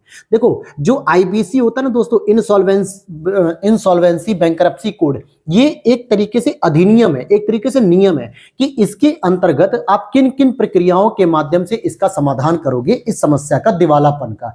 तो इसमें एक बोर्ड बैठता है जिसको कहते हैं इंडियन बैंकरप्सी, ठीक है, जो इंसॉल्वेंसी वाला होता है ना, इसी को कहा जाता है कि एक बोर्ड होगा, board of Indian insolvency bankruptcy. और ये कैसे काम करेगा बोर्ड, बोर्ड को जो भी जानकारी चाहिए या बोर्ड के अंतर्गत जो लोग काम करने वाले होंगे, इनको कहा जाएगा इंसॉल्वेंसी प्रोफेशनल्स, अर्थात दिवालियापन से संबंधित इनके पास पर्याप्त मात्रा में जानकारी होगी, पर्याप्त मात्रा में नॉलेज होगी, और इनको नियुक्त करने के लिए दिशा निर्देश दिए हैं। आरबीआई ने जो काम किया वो समझ में आ गया।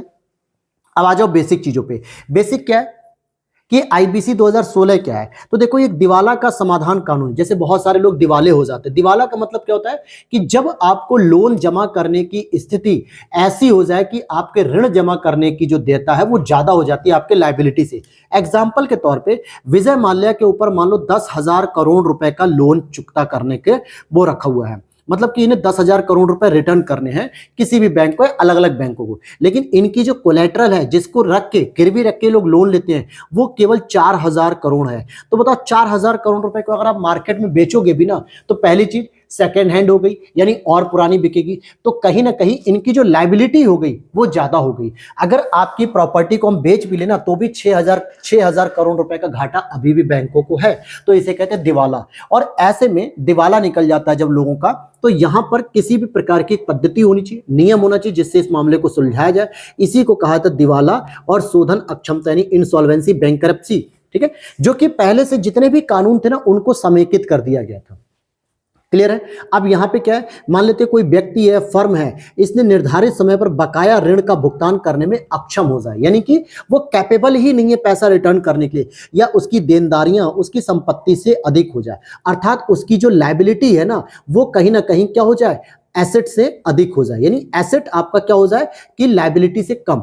यानी जो कोलेटरल रखा था, जो जमीन रखी थी, जो गाड़ी रखी थी, जो बंगला रखा था, जो जॉब रखी थी, उसमें उतना पैसा नहीं मिल रहा है जितना आपने बैंक से ले रखा है, तो आप रिटर्न कहां से करोगे? इसी को कहा जाता है इनसॉल्वेंसी, बैंकरप्सी के संबंध में दिवाला होना। और जब कोई व्यक्ति दिवाला हो जाता है तो बैंकरप्सी के माध्यम से कानूनी प्रक्रिया चलाई जाती है, जो कि इनसॉल्वेंसी यानी दिवाला होने के बाद शुरू होती है, जिसमें अदालतों या फिर ट्रिब्यूनल का सहारा लिया जाता है, जिसके माध्यम से जो व्यक्ति है या जो फर्म है वो कैसे अपने पैसे को रिटर्न करेगी और बैंकों को कैसे वो पैसा मिलेगा, इसके संबंध में बात होती है। एक और पॉइंट याद रखना यहां पे, ये बिल्कुल मत सोचना कि केवल और केवल बैंक ही इंसॉल्वेंसी बैंकरप्सी का सहारा ले सकता है, यानी अदालत और ट्रिब्यूनल में केवल बैंक ही नहीं जाएगी कि सर मेरा पैसा जो है कि इस व्यक्ति के पास से रिटर्न करा दीजिए, बल्कि कई बार ऐसा होता है कि व्यक्तियों के पैसे जो बैंकों में जमा होते हैं और कई बार बैंक क्या होते हैं, दिवाला हो जाते हैं, दिवालिया हो जाते हैं, तो उनके लिए भी केस करने के लिए आम पब्लिक भी जा सकती है। तो यहां पर ये कह सकते हो कि बाइलिंग डायनमल हो गई, मतलब कि दो धार पे हो गई। इसका मतलब कि कर्जदार और ऋणदाता दोनों के दोनों इसके तहत क्लेम कर सकते हैं। यहां पर देखते हैं इसका उद्देश्य क्या था आईबीसी को लाने का, कि भैया समयबद्ध रूप से समाधान प्रक्रिया को बढ़ावा दिया जाए, ऋणदाताओं के लिए अधिकतम ऋण की वसूली की जा सके और व्यवसाय से निकलने हेतु एक तंत्र भी प्रदान किया जाए, यानी जो ऋणदाता है उनको अधिक से अधिक ऋण की वसूली हो सके, समयबद्ध रूप से जो है कि प्रक्रिया हो सके। इसमें क्या होता था, पहले जो इस तरीके के जो दिवालियापन के कानून थे उनमें 4 साल 5 साल लग जाता था, जिससे एनपीए और बढ़ जाता था और जो वैल्यू थी प्राइस की वो ऑलरेडी घट चुकी थी। एग्जांपल समझिएगा कि मान लेते हैं कि मैंने 10 करोड़ रुपए जो है कि किसी बैंक से लोन लिए और मैं बैंक को दूंगा 14 करोड़ रुपए, तो बैंक को प्रॉफिट हुआ 4 करोड़ का। अगर मान लो वो पैसा मैं बिल्कुल ना दूं, तो ये पैसा लिया था मैंने 2010 में और आज 2024 चल रही है, तो क्या अगर मैं आज 2024 में बैंक को 10 करोड़ रुपए दूंगा तो बैंक के लिए अमाउंट तो आ गया 10 करोड़, लेकिन 2010 में जितना काम बैंक कर सकता था 10 करोड़ से, उतना आज 14 साल बाद नहीं, क्योंकि महंगाई बढ़ चुकी है। और जब भी हम रिटर्न करते हैं तो महंगाई नहीं दे पा रहे होते हैं, इंडेक्सेशन नहीं करते हैं, उसमें इन्फ्लेशन को इंक्लूड नहीं करते हैं, इसीलिए तो वो इंटरेस्ट रेट से ही तो पैसा कमाते हैं 14 करोड़ रुपए, लेकिन नुकसान तो हो रहा है। तो इस वजह से भी क्या होता है, ऋणदाताओं को समयबद्ध प्रक्रिया चाहिए ही चाहिए। अब आईबीसी के स्तंभ क्या होते हैं? आईबीसी इंसॉल्वेंसी बैंकरप्सी कोड में कौन कौन से पार्ट होते हैं जिसके माध्यम से काम होता है? पहला, इसमें इंसॉल्वेंसी प्रोफेशनल्स होने चाहिए जो सभी श्रेणियों या व्यक्तियों के लिए दिवाला समाधान प्रक्रिया का संचालन करने के लिए नियुक्त किए जाते हैं, और इसी बात को लेकर हम इस टॉपिक को पढ़ रहे हैं। दूसरा होता है उसमें इंफॉर्मेशन यूटिलिटीज, मतलब जो बताती है कि कंपनियों की वित्तीय जानकारी एकत्रित, प्रमाणित और प्रसारित करती है कि इसने, किसी व्यक्ति ने, विजय माल्या ने कितने करोड़ का लोन लिया, कितने इंटरेस्ट पे लिया था, कितने साल के लिए लिया था, कितना कोलेटरल इसने जमा किया था, ये सारी जानकारी वो कलेक्ट करता है। तीसरा होता है इसमें पार्ट कि न्याय निर्णय प्राधिकरण, अर्थात national company law tribunal and ऋण वसूली कंपनी, जिसको हम कहते हैं, क्या कहते हैं कि डेट रिकवरी ट्रिब्यूनल। तो यहां पर आईबीसी कहती है कि किसी भी प्रकार के मामले को 180 दिनों के अंदर पूरा हो जाना चाहिए समयबद्ध। अपवाद के रूप में कुछ ऐसे मामले हो सकते हैं जिसमें 330 दिनों की छूट दी जाती है, अदरवाइज 6 महीने के अंदर ये प्रक्रिया कंप्लीट हो जानी चाहिए। क्लियर हो गया? चौथा इसमें आता है अपीलीय अधिकरण, जैसे अपील करने के लिए आपको NCLAT national company law tribunal जो होते हैं, अपीलिएट ट्रिब्यूनल। अपीलिएट ट्रिब्यूनल का मतलब क्या है? मान लेते हैं कि NCLT national company law tribunal या फिर आईबीबीआई जो कि आपका बोर्ड है, अगर इन्होंने कोई ऐसा आदेश दिया जो विजय माल्या के खिलाफ है, तो विजय माल्या को भी तो अपने लिए अपना मुकदमा जाहिर करने के लिए कोई मौका मिलना चाहिए। तो वो क्या करेगा, इन पारित आदेशों के खिलाफ अपनी अपील की सुनवाई कर सकता है। कहां पर कर सकता है? एनसीएलएटी में कर सकता है, और साथ ही साथ एनसीएलटी का भी जो निर्णय आएगा उसके खिलाफ भी सुप्रीम कोर्ट में अपील की जा सकती है। ये प्रश्न कई बार बनाया जाता है यूपीएससी के द्वारा कि क्या आप किसी भी फाइनेंशियल बॉडी के डिसीजन को सुप्रीम कोर्ट यानी कि कॉन्स्टिट्यूशनल बॉडीज में चैलेंज कर सकते हैं? तो बिल्कुल कर सकते हैं। ऐसा थोड़े है कि ये सर्वोच्च न्यायालय से भी ऊपर हो गया, इन्होंने जो जजमेंट दे दिया वही जो है कि सर्वे सर्वा मान लिया जाएगा, ऐसा नहीं है। तो एनसीएलएटी के डिसीजन को भी चैलेंज किया जा सकता है सुप्रीम कोर्ट में भी। इसी तरीके से जो डीआरटी होती है, डेट रिकवरी ट्रिब्यूनल, इसमें भी एक अपीलिएट ट्रिब्यूनल होता है, इसके भी खिलाफ जो निर्णय होते हैं, इसके भी निर्णयों के खिलाफ आप सुनवाई करवा सकते हैं 45 दिन के भीतर सुप्रीम कोर्ट में। अब जैसे मान लेते हैं कि विजय माल्या को जो है कि कोई डिसीजन दिया जाता है एनसीएलएटी के द्वारा या डीआरटी के द्वारा कि भाई आपको इतने दिन में इतना पैसा देना है। हो सकता है वो डिसीजन बायस के आधार पर हो, पक्षपाती हो, या वो गलत तरीके से दिया गया हो, तो विजय माल्या भी इस डिसीजन को चैलेंज करने के लिए सुप्रीम कोर्ट में जा सकते हैं। डीआरटी का डिसीजन है तो 45 डेज के अंदर उन्हें चैलेंज करने का मौका मिलेगा। ये बातें समझ में आ गई। तो ये था इंसॉल्वेंसी बैंकरप्सी जो कोड था कि क्या होता है, ये कैसे काम करता है, इसमें कितने पिलर्स होते हैं जो काम करते हैं, इंसॉल्वेंसी प्रोफेशनल जिसे हम कहते हैं, इंफॉर्मेशन यूटिलिटीज क्या होती है, और जो न्याय निर्णय अधिकरण होते हैं और अपीलिएट अधिकरण होते हैं, फिर सुप्रीम कोर्ट का क्या इसमें रोल होता है। आ जाते हैं बोर्ड के बारे में जानते हैं, जिसमें कहा गया कि हम इंसॉल्वेंसी प्रोफेशनल्स को नियुक्त करें। इसका हेडक्वार्टर आपको नई दिल्ली में देखने को मिलेगा, नई दिल्ली में हेडक्वार्टर मिलेगा। दिवाला शोधन अक्षमता संहिता 2016 के तहत ये एक वैधानिक निकाय होगी, क्योंकि ये अधिनियम है इसलिए ये एक लीगल बॉडीज है, स्टैच्यूटरी बॉडीज है जो कॉर्पोरेट कार्य मंत्रालय के अधीन काम करता है। साथ ही साथ IBBI एक कामकाज केंद्र सरकार द्वारा गठित एक गवर्निंग बोर्ड के द्वारा संचालित होता है। इस बोर्ड में कौन कौन होता है, जिसे गठित कौन करा है, केंद्र सरकार करे, ये इंपॉर्टेंट है। RBI कहीं मत लगा के चले आना, ऑप्शन में अगर दे देगा RBI कि RBI इसका गठन करता है, नहीं, ये केंद्र सरकार के अधीन आती है। तो इसमें एक अध्यक्ष होता है, 3 सदस्य होते हैं जो केंद्र सरकार के अधिकारियों में से होते हैं, जिसमें संयुक्त सचिव के रैंक के अधिकारी हो सकते हैं। एक सदस्य RBI के द्वारा अपॉइंट किया था और 5 अन्य सदस्य होते हैं जो केंद्र सरकार द्वारा नामित किए थे, जो कम से कम 3 पूर्णकालिक सदस्य भी होंगे। तो ये इसकी पूरी गवर्निंग बॉडी हो गई और इसी में IP यानी इंसॉल्वेंसी प्रोफेशनल्स की नियुक्ति करने की बात की जा रही है। मुझे लगता है कि यहां तक सारी चीजें आपने अब समझ ली होंगी। अब हम चलते हैं, नेक्स्ट हमारा एक और टॉपिक है एसेट रिकंस्ट्रक्शन कंपनी।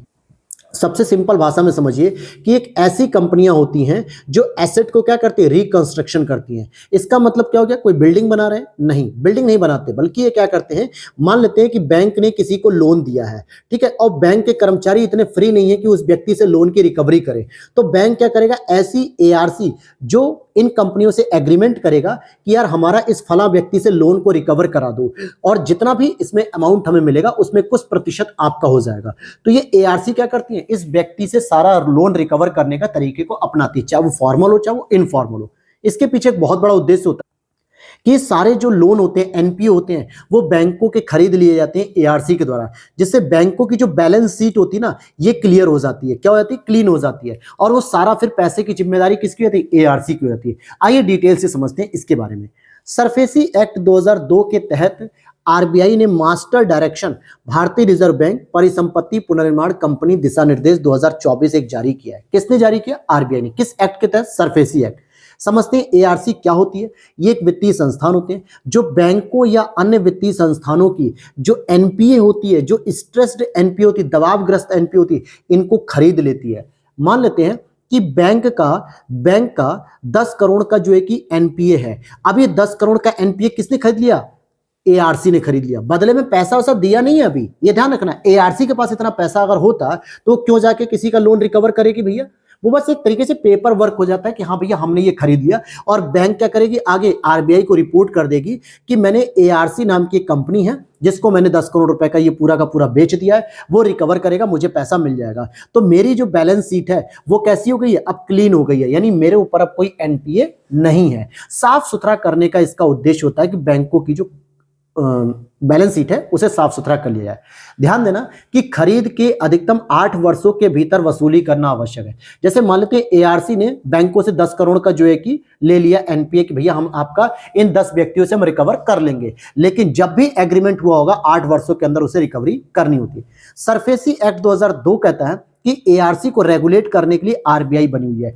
RBI इसे रेगुलेट करेगा, कोई और नहीं। और ARC का जो प्रोविजन था, ये नरसिम्हन समिति जो सेकंड वाली 1998 में आई थी, इन्होंने सिफारिश की थी कि हमें कुछ ऐसी कंपनियों को भी स्टैब्लिश करना चाहिए जिससे बैंक के एम्प्लॉय को बार बार जाना ना पड़े कस्टमर के पास पैसे को रिकवर करने के लिए, क्योंकि बार बार अगर बैंक के एम्प्लॉयज आ रहे होंगे तो बैंक में काम कौन करेगा फिर, जिससे आम पब्लिक को भी प्रॉब्लम होगी। तो इसलिए कुछ ऐसी कंपनियां बनाई जाए ARC जैसी, जो क्या करेंगी कि व्यक्तियों से लोन का रिकवर करेंगी और बैंकों को रिटर्न कर देंगी, लेकिन वो ARC मनमानापन यूज नहीं करेंगी, किसी भी गलत तरीके का प्रयोग नहीं करेंगी। इन सभी चीजों को रेगुलेट करने का काम कौन करेगा, RBI करेगी।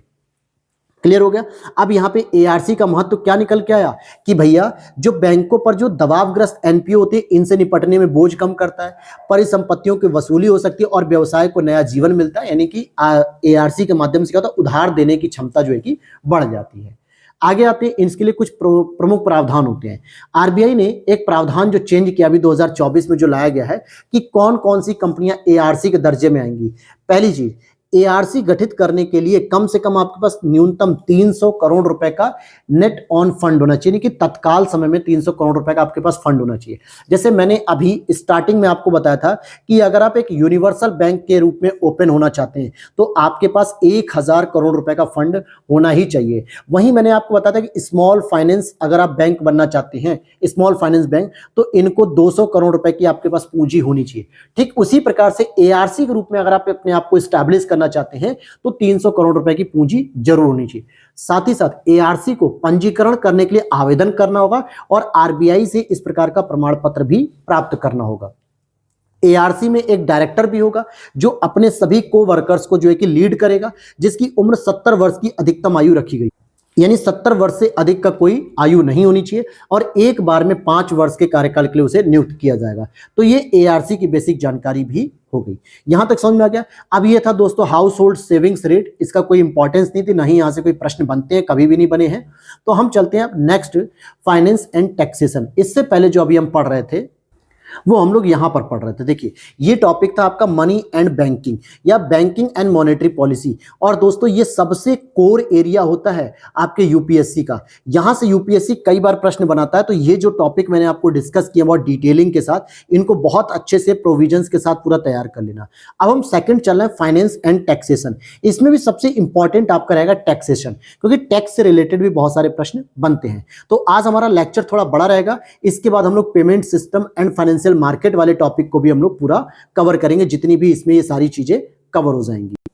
क्योंकि हमारी क्लास ऑलरेडी बहुत डिले हो चुकी है और वीडियो अच्छी लग रही है तो दोस्तों बस एक ही रिक्वेस्ट है कि आप क्या करेंगे, लाइक कर देना और चैनल पे पहली बार सब्सक्राइब कर लेना। बाकी कंटिन्यू क्लास आपको मिलती रहेगी। अगर आप एक सब्जेक्ट का नाम भी बता देते हैं कि पॉलिटी या कल्चर, जिसमें भी आपको शुरू करवाना हो तो हम उसे शुरू कर सकते हैं। लेकिन अब एक दिन में 2 आपको क्लास दी जाएगी पीटी 365 की, जिससे कम समय में आप कवर कर सकें, ताकि जो नेक्स्ट वाली पीटी आएगी जिसमें नवंबर से करंट अफेयर्स होगा उसे भी तो हमें कवर करना है ना। तो यहां पर अब हम लोग पढ़ेंगे सबसे पहले फाइनेंस एंड टैक्सेशन में सबसे इंपॉर्टेंट है जीएसटी। देखो टैक्स को लेके अभी 12 लाख का स्लैब वाली बात आ रही है, ठीक है। अभी जो इस बार बजट में आया था 2025-26 के कि भैया 12 लाख तक टैक्स नहीं लगेगा। हालांकि वो इनकम टैक्स है, डायरेक्ट टैक्स है, लेकिन टैक्स का मुद्दा तो चर्चा में है ना, तो जरूरी थोड़े कि वो डायरेक्ट टैक्स पूछ लेगा यूपीएससी जीएसटी के बारे में पूछ लेगा। और लगातार पिछले 3 सालों में आप देखोगे तो जीएसटी से टैक्स का रिकवरी जो है कि बढ़ता जा रहा है। मैं ये नहीं कह रहा हूं कि टॉप मोस्ट हो गया, टॉप मोस्ट तो अभी भी आपका इनकम टैक्स है, डायरेक्ट टैक्स है, लेकिन जीएसटी से भी लगातार सरकार का रेवेन्यू बढ़ता जा रहा है। तो इसको लेके जो चर्चा थी उसी चीज को लेके हम लोग पढ़ेंगे कि जीएसटी काउंसिल जो कि एक संवैधानिक बॉडी है, ध्यान देना, जीएसटी काउंसिल ने मार्च 2026 में क्षतिपूर्ति उपकर कंपेंसेशन से समाप्त होने के बाद luxury, sin and demerit goods पर कराधान हेतु निर्णय लेने के लिए मंत्रियों का एक समूह गठित किया। किसने किया है पहले तो ये पता होना चाहिए, जीएसटी काउंसिल ने किया है। जीएसटी काउंसिल का अध्यक्ष कौन होता है? वित्त मंत्री होता है, जो कि एक संवैधानिक बॉडी बन चुकी है, संवैधानिक संशोधन के द्वारा किया गया।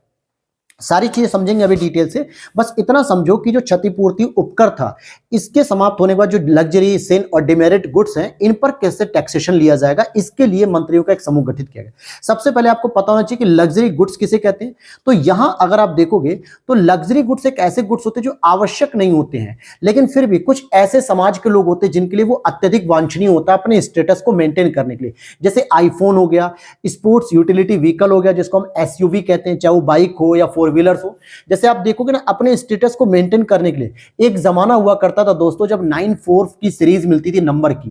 जैसे किसी का मोबाइल नंबर 94 से शुरू हो रहा है, 9450, 9421, 9489, इस तरीके से, तो उसको एक एलीट क्लास का दर्जा दे दिया था कि यार आपके पास बीएसएनएल का सिम है, जो कि बहुत ही कॉस्टली माना जाता है। आज क्या एंड्रॉइड फोन नहीं आ रहे हैं, बहुत अच्छे अच्छे फोन आ रहे हैं 10,000, 12,000, 15,000 में। मैं तो आज भी जो है कि 15-16 हजार रुपए के मोबाइल से वीडियो शूट करता हूं। लेकिन लोग अपने स्टेटस को मेंटेन करने के लिए आईफोन की डिमांड कर रहे हैं, लग्जरी गुड्स की डिमांड कर रहे हैं, जो कि आवश्यक नहीं है लेकिन किसी समाज संस्कृति के लोगों के लिए आवश्यक हो जाते हैं। सिन गुड्स क्या होता है? सिन मतलब पाप करना, अर्थात हानिकारक अवांछनीय वस्तुएं होती जैसे मादक पदार्थ, शराब, गैम्बलिंग, ये सब। वहीं डिमेरिट गुड्स क्या होते हैं? उपभोक्ताओं को पसंद तो बहुत आती है जबकि वे वास्तव में हानिकारक होते हैं, जैसे तंबाकू, सिगरेट। ये क्या होता है? बहुत सारे लोगों को पसंद आता है खाना, टेस्ट करना, इसको चखना, लेकिन फिर भी ये नुकसानदायक होता है। तो यहीं पर यह कहा गया है कि इसके ऊपर कराधान लेने के लिए जो निर्णय होना चाहिए वो मंत्रियों का एक समूह गठित किया गया। अब बात करेंगे हम सबसे इंपॉर्टेंट कि भैया जीएसटी क्षतिपूर्ति उपकर क्या है। जब जीएसटी जीएसटी को दोस्तों, जीएसटी एक्ट 2017 लाया गया था, तब बहुत सारे राज्यों ने इसका विरोध किया था कि ऐसे हमारा जो वैल्यू एडिशन टैक्स है या जो स्टेट के अलग अलग जो टैक्स हैं उससे कई सारे राज्यों को नुकसान हो सकता है। तो केंद्र सरकार ने भरोसा दिलाया कि ऐसा बिल्कुल नहीं होगा, जीएसटी एक बहुत अच्छी व्यवस्था होगी, एक देश एक टैक्स के आधार पर हम इसको शुरू कर रहे हैं। अगर फिर भी कुछ राज्यों को अगर नुकसान होगा तो हम उसे टैक्सेशन देंगे, मतलब कि क्या देंगे, कंपनसेट करेंगे, क्षतिपूर्ति करेंगे। तो उसी का अब समय खत्म करने का आ गया है। तो यहां पे जीएसटी के कार्यान्वयन के कारण राज्यों को होने वाले राजस्व नुकसान की भरपाई करने का इसका उद्देश्य रखा गया था, जो कि लग्जरी, सिन और डिमेरिट गुड्स पे 28% कर के अलावा भी अलग अलग दरों पर क्षतिपूर्ति उपकर लगाया जाता था। जैसे 28% जो जीएसटी की मैक्सिमम रेट है, 0 से शुरू होती है, 0, 5, 12, 18, 28, उसके बावजूद भी 28% के बावजूद भी इस पे अलग से कंपनसेट सेस लगाया जाता था। लेकिन अब इसको समाप्त करने की बात की गई है जीएसटी काउंसिल के द्वारा। तो अब क्या प्रोसीजर होना चाहिए वो चीजें हमें यहाँ पे डिस्कस करनी है। लेकिन उससे पहले आपको पता होना चाहिए जीएसटी के बारे में। तो ये एक अप्रत्यक्ष कर है, ध्यान देना, इनडायरेक्ट टैक्स है, जो कि कहीं ना कहीं वैल्यू एडिशन टैक्स के रूप में ही जाना जाता है, जिसे कब इनॉग्रेट किया गया या इंट्रोड्यूस किया गया, तो 1 जुलाई 2017 को 101वें संवैधानिक संशोधन के द्वारा लागू किया गया। अब यहीं पे आपको कमेंट सेक्शन बताना है कि 100 नंबर का कॉन्स्टिट्यूशनल अमेंडमेंट क्या था, 102 क्या था, 103 क्या था और 104 क्या था। ये 4 आपको कमेंट सेक्शन में बताने हैं, क्योंकि ये भी कई बार क्रोनोलॉजी के तहत पूछा जाता है। अब जीएसटी के बारे में अगर आप बात करोगे, सबसे पहले आपको पता होना चाहिए इसमें 5 प्रकार की टैक्स स्लैब होती है। डायरेक्ट टैक्स की बात नहीं कर रहा हूं मैं, इनकम टैक्स की बात नहीं कर रहा, इनडायरेक्ट टैक्स की बात करता हूं। इसमें 5 टैक्स स्लैब होती हैं, 0, 5, 12, 18, 28। कई बार क्या होता है, एग्जामिनर अगर इसे घुमा के पूछेगा तो बहुत सारे बच्चे क्या करते हैं, 0% को टैक्स स्लैब मानते ही नहीं है। उन्हें लगता है 0% यानी फ्री होगा, लेकिन फिर भी जीएसटी काउंसिल ने इसको 0% के रूप में रखा है। दूसरा, ये एक दोहरी कर संरचना है, यानी इसमें जो भी टैक्स लगेगा उसका डिवीजन कैसे किया जाएगा, जीएसटी का सीजीएसटी यानी कि सेंट्रल जीएसटी और स्टेट जीएसटी, और साथ में आईजीएसटी भी होता है। अर्थात कि जो भी जीएसटी लगाया जाएगा 5%, 12%, 18%, जो भी, तो क्या किया जाएगा, 5% को इस तरीके से काटा जाता है। 2.5% आपका सीजीएसटी के नाम से आता है। जो भी आप अगर कोई बिल वगैरह देखते हो किसी होटल का, रेस्टोरेंट का, खाने पीने का, तो वहां पे इस तरीके से लिखा था। 2.5% आपका एसजीएसटी हो जाता है, यानी राज्य को भी दे दिया गया साथ के साथ और स्टेट को भी दे दिया गया, मतलब सेंट्रल को भी। और वहीं पे एक इंटीग्रेटेड जीएसटी भी होता है, जिसका संग्रह कौन करेगा, केंद्र करेगा, ठीक है, संग्रह, और साथ ही साथ इसको राज्य के साथ साझा कर दिया जाता है। इंटीग्रेटेड जिसको हम कहते हैं 2 अलग राज्यों के बीच में होता है। इसकी एक जो थीम है वो एक है कि एक राष्ट्र एक कर व्यवस्था, एक देश में एक जैसी व्यवस्था रखो ना इनडायरेक्ट टैक्स की। क्या अलग अलग राज्यों के नियम लगा रखे हो। वहीं अगर आप देखोगे तो एक इंपॉर्टेंट चीज के गंतव्य आधारित कर होगा, कैसा होगा, डेस्टिनेशन टैक्स कहलाएगा। वहीं इसमें अगर हम बात करेंगे कि जो जीएसटी काउंसिल होती है दोस्तों, ये कॉन्स्टिट्यूशनल बॉडीज होती है और ये निर्णय लेने वाला एक मुख्य निकाय भी माना जाता है। इसी में जीएसटी एन भी होता है। कई सारी दुकानों पे आप देखोगे जीएसटी एन के आगे कुछ डिजिट लिखे होते हैं, नंबर लिखे होते हैं 8-10 वैल्यू में, जिसमें 0091 जो भी लिखा हो। तो वहां पे जीएसटी का एक नेटवर्क होता है जो किस पे होता है, आईटी बेस्ड होता है, इंफॉर्मेशन टेक्नोलॉजी बेस्ड। अब जीएसटी काउंसिल के बारे में बात करेंगे, सबसे इंपॉर्टेंट पॉइंट होगा, देखो 101वें संवैधानिक संशोधन 2016 के माध्यम से जीएसटी काउंसिल के प्रावधान को जोड़ा गया, जिसमें यह संवैधानिक निकाय बनाया। आर्टिकल था 279A, 279 पहले से ही एग्जिस्ट कर रहा था, इसमें ए नंबर ऐड कर दिया गया है। इसके जो अध्यक्ष होंगे वो वित्त मंत्री होंगे, जैसे वर्तमान में निर्मला ताई जी होगी। लेकिन जीएसटी काउंसिल का जो गठन होगा दोस्तों, वो राष्ट्रपति के द्वारा किया जाएगा। भले प्रेसिडेंट इसका होगा, जो अध्यक्ष होगा, चेयरमैन, चेयरपर्सन, वो बन रहा है वित्त मंत्री, जो भी वित्त मंत्री होगा वही बनेगा। लेकिन इसका जो गठन होगा प्रेसिडेंट करते हैं, राष्ट्रपति। और इसका जो उद्देश्य होता है जीएसटी काउंसिल का, कि जीएसटी की दरें निर्धारित करने का इसका काम होता है। इसीलिए इसमें मंत्रियों के एक समूह की बैठक लगाई गई कि भाई अब कंपनसेट जो सेस होता है उसको समाप्त किया जा रहा है, जिसके बाद जो लग्जरी गुड्स हैं, सिन गुड्स हैं या फिर डिमेरिट गुड्स हैं, इन पे कितना अलग अलग टैक्स लेना है हर राज्य को, ये तय किया जाएगा। हालांकि इसमें जो वोटिंग सिस्टम, वो 3/4 बहुमत की आवश्यकता होगी। अगर कोई भी डिसीजन लेना है तो 3/4 यानी कि 4 में से अगर 3 लोग सहमत होंगे किसी मुद्दे पे, तभी जाके वो क्या होगा, डिसीजन फॉलो होगा। जिसमें राज्यों के पास 2/3 वोटिंग पावर है और केंद्र के पास 1/3 वोटिंग पावर है। क्लियर होगी बात। तो ये आपका बेसिक जानकारी होगी, क्योंकि यहां से प्रश्न बनता है। हालांकि इसी से संबंधित अब जीएसटी के लिए भी एक अपीलिएट ट्रिब्यूनल बना दिया गया। क्या किया गया? अपीलिएट ट्रिब्यूनल बनाया गया है। जीएसटी जो कि सेंट्रल जीएसटी अधिनियम 2017 के तहत एक द्वितीय अपीली प्राधिकरण होता है। ये जीएसटी एटी जिसे हम कहते हैं जीएसटी अर्थात goods and services tax appellate tribunal. और इसकी अगर हम बात करें तो ये जीएसटी अधिनियम 2017 और राज्य जीएसटी अधिनियम के तहत एक अपीली प्राधिकरण द्वारा पारित आदेशों के खिलाफ अपील सुनता है। मान लो कि सेंट्रल जीएसटी अधिनियम 2017 हो गया, एसजीएसटी हो गया स्टेट वाला, इन्हों के जो भी अपील जो निर्णय होते हैं, डिसीजन होते हैं, उसके खिलाफ ये सुनवाई करता है। हालांकि इसके प्रधान पीठ की अध्यक्षता कौन करते हैं? तो इसके जो अध्यक्ष होते हैं वो प्रधान पीठ की अध्यक्षता करेंगे। 2 इसमें और सदस्य जो होते हैं, इसमें एक केंद्र से एक राज्य से होते हैं। ये कुछ खास नहीं है, हाँ इसको जरूर देख लो, इस पॉइंट को, ये इंपॉर्टेंट है दोस्तों, क्योंकि इसके जो अध्यक्ष की नियुक्ति होती है वो भारत के मुख्य न्यायाधीश या उनके द्वारा नामित व्यक्ति के परामर्श से केंद्र सरकार के द्वारा की जाती है। नियुक्ति भले केंद्र सरकार कर रहा है, लेकिन इसमें जो नॉमिनेशन करेगा वो चीफ जस्टिस ऑफ इंडिया करेंगे, ठीक है। और अध्यक्ष के जो कार्यकाल होंगे वो नियुक्ति तिथि से 3 वर्ष या फिर 70 वर्ष की आयु तक, जो भी पहले कंप्लीट होगा, 3 वर्ष का कार्यकाल मान लो चाहे 70 वर्ष, और ये पुनर्नियुक्ति के लिए पात्र हो सकते हैं। ऐसी एक और ड्यूटी आपने सुनी होगी, एक्साइज ड्यूटी की बात करेंगे। ये भी क्या, अप्रत्यक्ष कर है। जैसे बहुत सारे जो इनडायरेक्ट टैक्स थे ना, उन सभी को मर्ज कर दिया गया था। किस में मर्ज कर दिया गया? जीएसटी में मर्ज कर दिया गया है। और इसी पे आप देखोगे कि भारत में अगर कोई मैन्युफैक्चरिंग हो रही है या फिर भारत में खपत के लिए उपयोग की जाने वाली वस्तुओं पर लगाया जाता है एक्साइज ड्यूटी। या तो उसकी मैन्युफैक्चरिंग यहाँ पे हो रही है उत्पाद की, या फिर उसकी खपत की जा रही है। सामान्यतः दूसरे देशों से आयात होने वाली वस्तुओं पर हम लोग सीमा शुल्क यानी कस्टम ड्यूटी लगाते हैं, क्योंकि कस्टम का मतलब हो गया पोर्ट पर जब हम किसी दूसरे देश से कोई वस्तु को आयात कर रहे हैं कोई व्यापारी के माध्यम से, तो जब वो हमारे देश की बाउंड्री में एंट्री कर रही है यानी हमारे देश की सीमा पर आता है, तो पोर्ट पर एक ड्यूटी लगती है जिसको हम लोग कस्टम ड्यूटी कहते हैं, ठीक है। बाकी बात करेंगे केंद्रीय उत्पाद और सीमा शुल्क बोर्ड उत्पाद शुल्क संग्रह के लिए जिम्मेदार होता है, यानी इसके लिए एक बोर्ड है जिसको हम लोग सीबीईसी बोलते हैं। यही जो है कि आपके उत्पाद शुल्क का संग्रह करता है। और आज केवल जो उत्पाद शुल्क है केवल पेट्रोलियम और शराब पर ही लागू होता है। हालांकि आज भी जो नारकोटिक्स आइटम होते हैं, शराब होते हैं, मादक पदार्थ होते हैं, इन पे राज्यों के द्वारा जो है कि टैक्स वसूला जाता है, इसलिए इसको राज्य उत्पाद शुल्क भी कह दिया जाता है। इस पे कोई भी सेंट्रल जीएसटी नहीं लगती, केवल और केवल स्टेट जीएसटी एक तरीके से लगती है। अब आते हैं नेक्स्ट, इन्वर्टेड ड्यूटी स्ट्रक्चर। इसको बहुत खास इंपॉर्टेंट टॉपिक नहीं, लेकिन आपको मैं बता देता हूं। कुल मिला के जो इन्वर्टेड ड्यूटी स्ट्रक्चर होता है, इसको आम भाषा में समझने के लिए बस काम करना, वैसे एक वर्ड है, ठीक है, शब्द के रूप में आपको पता होना चाहिए। बस यहां से प्रश्न बनने की उम्मीद तो ना के बराबर है, यानी 0 समझ लो, लेकिन फिर भी 2 लाइनों में समझ लो कि भैया इन्वर्टेड ड्यूटी स्ट्रक्चर तब देखी जाती है जब कच्चे माल की खरीद पर लगने वाली जो जीएसटी दर होती है ना, वो तैयार उत्पाद की बिक्री पर देय जीएसटी दर से अधिक होती है। इसका मतलब सिंपल भाषा में कहें कि रॉ मटेरियल पे जीएसटी ज्यादा हो रही है, जबकि मैन्युफैक्चरिंग मटेरियल पे क्या हो गया, जीएसटी कम लग रही है।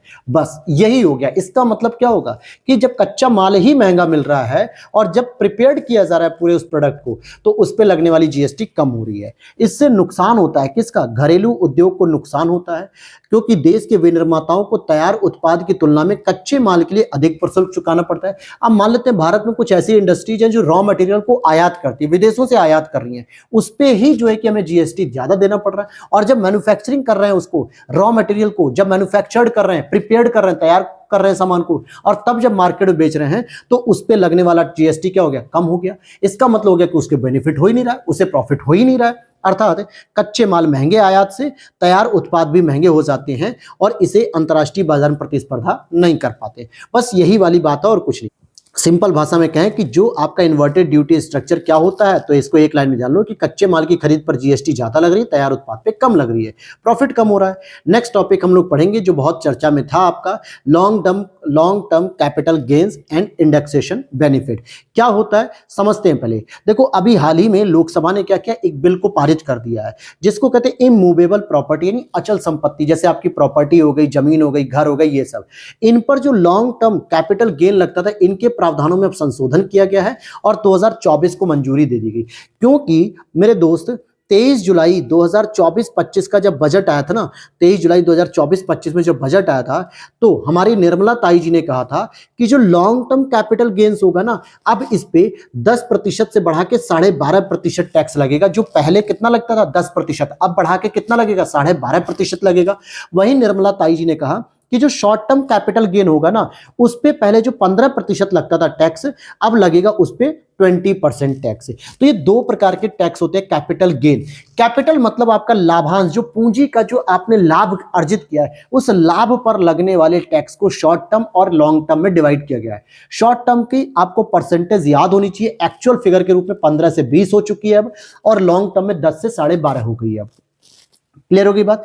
अब यहां पे दो प्रकार का होता है कि जैसे, तो यहां पर क्या चीज समझ में आ गई कि ये परसेंटेज आपको याद होना चाहिए, लॉन्ग टर्म और शॉर्ट टर्म। बाकी लॉन्ग टर्म और शॉर्ट टर्म में एक डेफिनेशन भी दे दी गई है भैया कि अगर 12 महीने से कम समय के अंतर्गत आप किसी भी पूंजी को बेचते हो और उस बेचने पे जो भी प्रॉफिट आपको मिलता है उस पे आपको शॉर्ट टर्म कैपिटल गेन्स में 15 से 20% आपको देना पड़ेगा। एग्जाम्पल के तौर पर कि मैंने मान लो कि कोई 10 लाख रुपए की एक प्रॉपर्टी खरीदी, सिंपल सी बात समझना, और इसको 1 लाख के अंदर ही मैंने 14 लाख रुपए में बेच दिया, तो जो 4 लाख का मुझे जो प्रॉफिट हुआ ना दोस्तों, 4 लाख का, इस पे मुझे 15 से की जगह अब 20% का क्या देना होगा, टैक्स देना होगा, कैपिटल गेन। यानी कि जो मेरी पूंजी है, 10 लाख की प्रॉपर्टी मैंने खरीदी थी, 14 लाख रुपए में बेच दी, जो 4 लाख का प्रॉफिट हुआ उस पे मुझे देना पड़ेगा। वो भी कब, जब मैं 1 साल के अंदर ही बेच रहा हूं। अगर मान लेते हैं कि 10 लाख रुपए की कोई मैंने प्रॉपर्टी ली और उसको मैंने 2 साल, 2.5 साल, 1.5 साल, 3 साल बाद बेची और वो बिक गई मान लो 22 लाख रुपए की, तो जो 12 लाख का मुझे जो प्रॉफिट हुआ ना, कितना हुआ, 12 लाख का जो प्रॉफिट, उस पे मुझे अब 12.5% long term capital gain tax देना पड़ेगा। तो समझ में आ गई ये बात, बस यही आपको जानना था। बाकी संशोधन में जो अधिनियम किया गया है, मतलब संशोधन अधिनियम में, कि बजट 2024-25 में इंडेक्सेशन लाभ को अब समाप्त करने का प्रावधान किया गया है कि जो महंगाई का भी जो रियायत मिल जाता था ना, क्योंकि समय के साथ महंगाई बढ़ रही है, उस हिसाब से तो इनकम बढ़ जा रही है ना, रियल इनकम थोड़े बढ़ी है, महंगाई की इनकम बढ़ी है, और महंगाई पे भी अगर टैक्स लिया जाएगा तो इस चीज को समाप्त कर दिया गया है। मतलब ये संशोधन करदाताओं को निम्नलिखित विकल्प प्रदान करेंगे। क्या क्या संशोधन किए गए हैं, देखो, किसी एक का आप चयन कर सकते हो और टैक्स को भुगतान कर सकते हो कम रूप में। जैसे अगर आप ओल्ड रिजीम वाले हो, जो कि 23 जुलाई 2024 से पहले अगर कोई अर्जित संपत्ति की बिक्री पर इंडेक्सेशन लाभ के साथ आप 20% long term capital gain tax का भुगतान करोगे, या फिर आप इंडेक्सेशन के बिना, इंडेक्सेशन का लाभ नहीं लेना बल्कि उसके बिना 12.5% का long term capital gain tax को भुगतान करोगे, जो कि नई योजना के तहत है, अर्थात 23 जुलाई 2024 के बाद की। अब कोई प्रॉपर्टी आपने 23 जुलाई 2024 से पहले संपत्ति को अर्जित किया, उसे बेच लिया, तो उस पर आपने इंडेक्सेशन प्रॉफिट लेते हुए 20% का लॉन्ग टर्म कैपिटल गेन भरो, या फिर नई व्यवस्था में आना है तो आपको इंडेक्सेशन का लाभ नहीं मिलेगा, आपसे केवल 12.5% दिया जाएगा। तो ये भी आपको एक सुविधा दी गई है। ठीक है, बाकी कोई ज्यादा खास बातें समझने की जरूरत नहीं है, ये मैंने ऑलरेडी बता दिया आपको कि लॉन्ग टर्म पे अब 10.5% से बढ़ के 12.5% हो गया, शॉर्ट टर्म पे आपका 15% से बढ़ा के अब 20% कर दिया गया। ये चीजें याद रखनी है। इंडेक्सेशन की गणना कैसे की जाती है, तो सिंपल है कि पूंजीगत लाभ की जब गणना की जाती है तो उसमें मुद्रास्फीति को भी इसमें कैलकुलेट कर लिया जाता है, और कुछ नहीं होता है। इंडेक्सेशन का जो लाभ होता है वो करदाताओं के लिए कर देता को कम करने और उन्हें मुद्रास्फीति के प्रभाव से बचाता है। यानी उनकी जो टैक्स की जो रिबेट होती है वो मिल जाती है, एक तरीके से टैक्स कम पे करना पड़ता है, और जो महंगाई बढ़ी हुई है उससे उनको बचाव मिल जाता है, यानी कि बचने का एक तरीका हो जाता है। अब आ जाते हैं इनहेरिटेंस टैक्स। विरासत टैक्स देखो भारत में अभी चलता नहीं है, लेकिन इसके लिए एक प्रपोजल दिया गया है। किसने दिया, वर्ल्ड इनइक्वालिटी लैब। किसने, वर्ल्ड इनइक्वालिटी लैब के द्वारा एक प्रकाशन किया गया एक शोध पत्र का कि towards tax justice and wealth redistribution in India, Bharat में आर्थिक असमानता को दूर करने के लिए अमीरों पर संपत्ति कर और विरासत कर लगाने का प्रस्ताव दिया गया। इंपॉर्टेंट बात यह कि भारत में अभी इस प्रकार का कोई भी विरासत टैक्स लागू नहीं होता है। अब ये विरासत का मतलब क्या होता है, हम जैसे गरीबों को यार विरासत में क्या मिलता है, एक बिस्सा जमीन आ जाती है, बाप दादे की चली आ रही होती वही जमीन मिल जाती है, बाकी सब अपनी मेहनत से हम तैयार करते हैं। लेकिन अमीरों के घर क्या, बंगले, बिजनेस, गाड़ी, बंगला, बैंक बैलेंस सब विरासत में मिलता है। उनके बाप दादा मर जाएंगे तो उन्हें मिल जाएगा, तो उन पे टैक्स लगाने की बात की जा रही है। किसी व्यक्ति की मृत्यु होने पर जो उत्तराधिकारियों को विरासत में मिली प्रॉपर्टी होती है, संपत्ति होती है ना, उस पे ये टैक्स लगाया जाएगा, विरासत टैक्स। अब हम गरीबों को जो है कि 1 बिस्सा 2 बिस्सा जमीन मिल रही है हमारे दादा परदादे के हिस्से में, उसमें सरकार क्या ही टैक्स लेगी, हम उसे 1 बिस्से में घर बना ले वही बड़ी बात है। तो टैक्स किससे लेगी, अमीरों से लेगी। तो ये अमीरों पर लगने वाली बात होती है, जिसमें लाभ क्या है कि भाई राजस्व में वृद्धि होने लगेगी, संपत्ति के असमानता को कम किया जा सकेगा, ताकि गरीब से तो कोई टैक्स नहीं हो रहा है लेकिन अमीरों से टैक्स लिया जाएगा। मेरिटोक्रेसी को बढ़ावा मिलेगा, यानी योग्यता पे आधारित कोई व्यक्ति अगर अपनी मेहनत से ऊपर आ रहा है, अपनी मेहनत से प्रॉपर्टी को बना रहा है, तो वो उसका लीगल रहेगा। लेकिन इसका एक नुकसान भी है, जो उत्तराधिकारी होंगे वो क्या करेंगे, कर चोरी को बढ़ा सकते हैं, कर चोरी को, यानी वो बहुत सारी प्रॉपर्टी को क्या दिखाएंगे, दिखाएंगे ही नहीं ओरिजिनली कि ये मेरी प्रॉपर्टी है, इसलिए बचत और निवेश भी हतोत्साहित होगी। हालांकि प्रेजेंट जो स्टेटस है, यही स्टेटमेंट डायरेक्ट आ जाएगा आपके यूपीएससी में कि भारत में विरासत कर लागू है 2024 से, ऐसे ही मान लो एक स्टेटमेंट दे दिया। तो आपको याद रखना है कि वर्तमान में भारत में कोई भी इनहेरिटेंस टैक्स लागू है ही नहीं मेरे दोस्त। हालांकि भारत में एक समय था जब उपहार कर यानी गिफ्ट टैक्स और संपत्ति टैक्स भी लगाए गए थे, लेकिन अब वो सब समाप्त हो गए। ध्यान देना कि उपहार के रूप में अगर आप देखोगे कि इस कर के तहत अगर कोई व्यक्ति एक वित्तीय वर्ष में 50,000 रुपए से अधिक के मूल्य का कोई उपहार प्राप्त करता है तो उसे अन्य स्रोतों से प्राप्त आय में कैलकुलेट किया जाएगा और उसे आयकर स्लैब के अनुसार कर लगाया जाएगा। ध्यान समझ लो मेरी बात, संपत्ति कर तो समाप्त हो गया, लेकिन उपहार कर अभी भी बना है, जिसको कह दिया गया कि अगर आप एक वर्ष में, एक फाइनेंशियल ईयर में अगर 50,000 से अधिक का आप कोई भी मूल्य का उपहार प्राप्त करते हो तो उस पर अन्य स्रोतों से इनकम के तौर पे दिखा के इनकम टैक्स कैलकुलेट करिए। लेकिन कुछ अपवाद भी है जिसका प्रयोग लोग करते हैं भारत में, जैसे कुछ उपहार को दान में दिखा देते हैं, विरासत में मिले हुए उपहार दिखा देते हैं। अब जैसे मान लो आपको पैतृक रूप से खानदानी सोने के कंगन मिलते चले आ रहे हैं, पहले आपकी दादी ने पहना, फिर आपकी मम्मी ने पहना, फिर आपने पहना या आपकी बहू ने पहना, तो एक खानदानी कंगन है, विरासत में मिल रहा है उपहार, तो उस सोने पे क्या टैक्स लोगे? कोई टैक्स नहीं लगेगा, उसे काउंट नहीं किया जाएगा क्योंकि आप उसका कोई बिल नहीं दिखाओगे। उसकी मैन्युफैक्चरिंग, उसकी स्टाइल, उसके सोने की क्वालिटी वो चेक कर ली जाएगी कि भाई ये तो 50 साल पुराना सोना है, यानी ये पैतृक रूप से चला रहा है। या करीबी रिश्तेदार से प्राप्त उपहार, कई बार आप देखोगे कि कई लोगों को शादियों में क्या होता है, गाड़ियों को गिफ्ट किया जाता है, यानी वो गाड़ी क्या होगी, 4 व्हीलर क्या हो गई, वो गिफ्ट प्राइस हो गया, कह दिया जाएगा कि मेरे बड़े भाई ने दिया या मेरे चाचा ने दिया है। अब वो जो 4 व्हीलर है वो टैक्स फ्री होगी क्योंकि उस पर आपको टैक्स नहीं देना हुआ, और शादी के उपलक्ष्य में ऐसे बहुत सारे उपहार प्राप्त किए जाते हैं। ठीक है, तो ये चीजें चलती रहती हैं। अब ये यहाँ पे एक एडवांस प्राइसिंग एग्रीमेंट है जो कई देशों के बीच में, हालांकि अभी इसका कुछ खास जो है कि इंपॉर्टेंस नहीं था, इसलिए मैंने इसको छोड़ दिया, आप पढ़ सकते हो। ऐसी एक और टॉपिक है दोहरा कराधान बचाव समझौता, जो कि डबल टैक्सेशन अवॉइडेंस एग्रीमेंट। पहली चीज, इसमें पूरी की पूरी टेक्निकल टर्म्स को लिखी गई है, जो टेक्निकल टर्म्स केवल आप रट सकते हो, पढ़ नहीं सकते, समझ नहीं सकते। फिर भी अगर आप देखोगे तो अभी इस प्रोटोकॉल पे केवल सिग्नेचर हुए भारत और मॉरिशस के बीच में, हस्ताक्षर हुए, लेकिन अभी इसको वेरीफाइड नहीं किया गया, पुष्टि नहीं की गई, इसलिए इसके किसी भी प्रावधान के बारे में कोई प्रश्न नहीं बन सकता। बनना भी होगा तो यूपीएससी कुछ भी पूछ सकती है। No important, still you can read, अगर आप फिर भी चाहो तो पढ़ सकते हो। ये टॉपिक मैंने छोड़ दिया। अब यूएन ग्लोबल टैक्स ट्रीटी की हम बात करेंगे, यूएन ग्लोबल टैक्स ट्रीटी की बात करेंगे, अर्थात संयुक्त राष्ट्र वैश्विक कर संधि। What is this? अगर हम बात करेंगे कि संयुक्त राष्ट्र की एक तदर्थ समिति है जिसने अंतर्राष्ट्रीय कर सहयोग पर संयुक्त राष्ट्र फ्रेमवर्क कन्वेंशन के लिए विचारार्थ विषय का मसौदा तैयार करने का कार्य सौंपा है, और हाल ही में इन्होंने एक मार्गदर्शन के लिए एक सेट यानी कि एक नियम की मंजूरी दी गई है। तो सिंपल भाषा में कहें कि यूएन चाहता है कि अंतर्राष्ट्रीय स्तर पर जितने भी टैक्स सिस्टम है उस पर कॉपरेट होना चाहिए, मतलब उस पर क्या होना चाहिए, सहयोग किया जाना चाहिए सभी देशों के द्वारा। अब इसका क्या मतलब है? क्या दुनिया में कोई ऐसी कोई व्यवस्था है क्या जो हमसे टैक्स वसूलती है? तो नहीं मेरे दोस्त। जितने भी बिजनेस होते हैं, जितनी भी मल्टीनेशनल कंपनीज होती है, वो क्या करती है, कहीं ना कहीं दूसरे देशों में व्यापार कर रही होती है, दूसरे देशों में जो है कि अपनी यूनिट को एस्टैब्लिश करती है, अपनी फैक्ट्री को एस्टैब्लिश करती है, इंडस्ट्री को एस्टैब्लिश करती है। तो उनका जो भी प्रॉफिट होता है वो कहीं ना कहीं अपने प्रॉफिट को अपने देश वापस ले जाती है, मातृ देश, मदरलैंड जिसे हम लोग कहते हैं। लेकिन जिस देश में वो बिजनेस कर रही है वहां पे टैक्स देते हैं कि नहीं देते हैं? कई बार वो होता है टैक्स की चोरी करते हैं। तो भाई जिस देश से आप पैसा कमा रहे हो उस देश को भी तो टैक्स दो ना, कुछ तो दो, जिसे हम लोग कहते हैं corporate tax, foreign corporate tax. लेकिन इस चीज को एक स्मूथली रन करने के लिए, सुचारू रूप से चलाने के लिए यूएन ने एक प्रपोजल दिया कि क्यों ना वैश्विक स्तर पर सभी देश इस पर एक सहमति दे, और इसी को ध्यान में रखिए एक फ्रेमवर्क लाया गया है। आगे अगर हम देखें, इसका उद्देश्य होगा कि वैध, निष्पक्ष, स्थिर, समावेशी, प्रभावी अंतर्राष्ट्रीय कर प्रणाली को स्थापित किया जाए, जिसके लिए संयुक्त राष्ट्र कर वैश्विक कर संधि स्थापित करना है। भारत सहित अधिकतर विकासशील देशों ने इस संधि के विचारार्थ पक्ष में मतदान किया है। क्यों?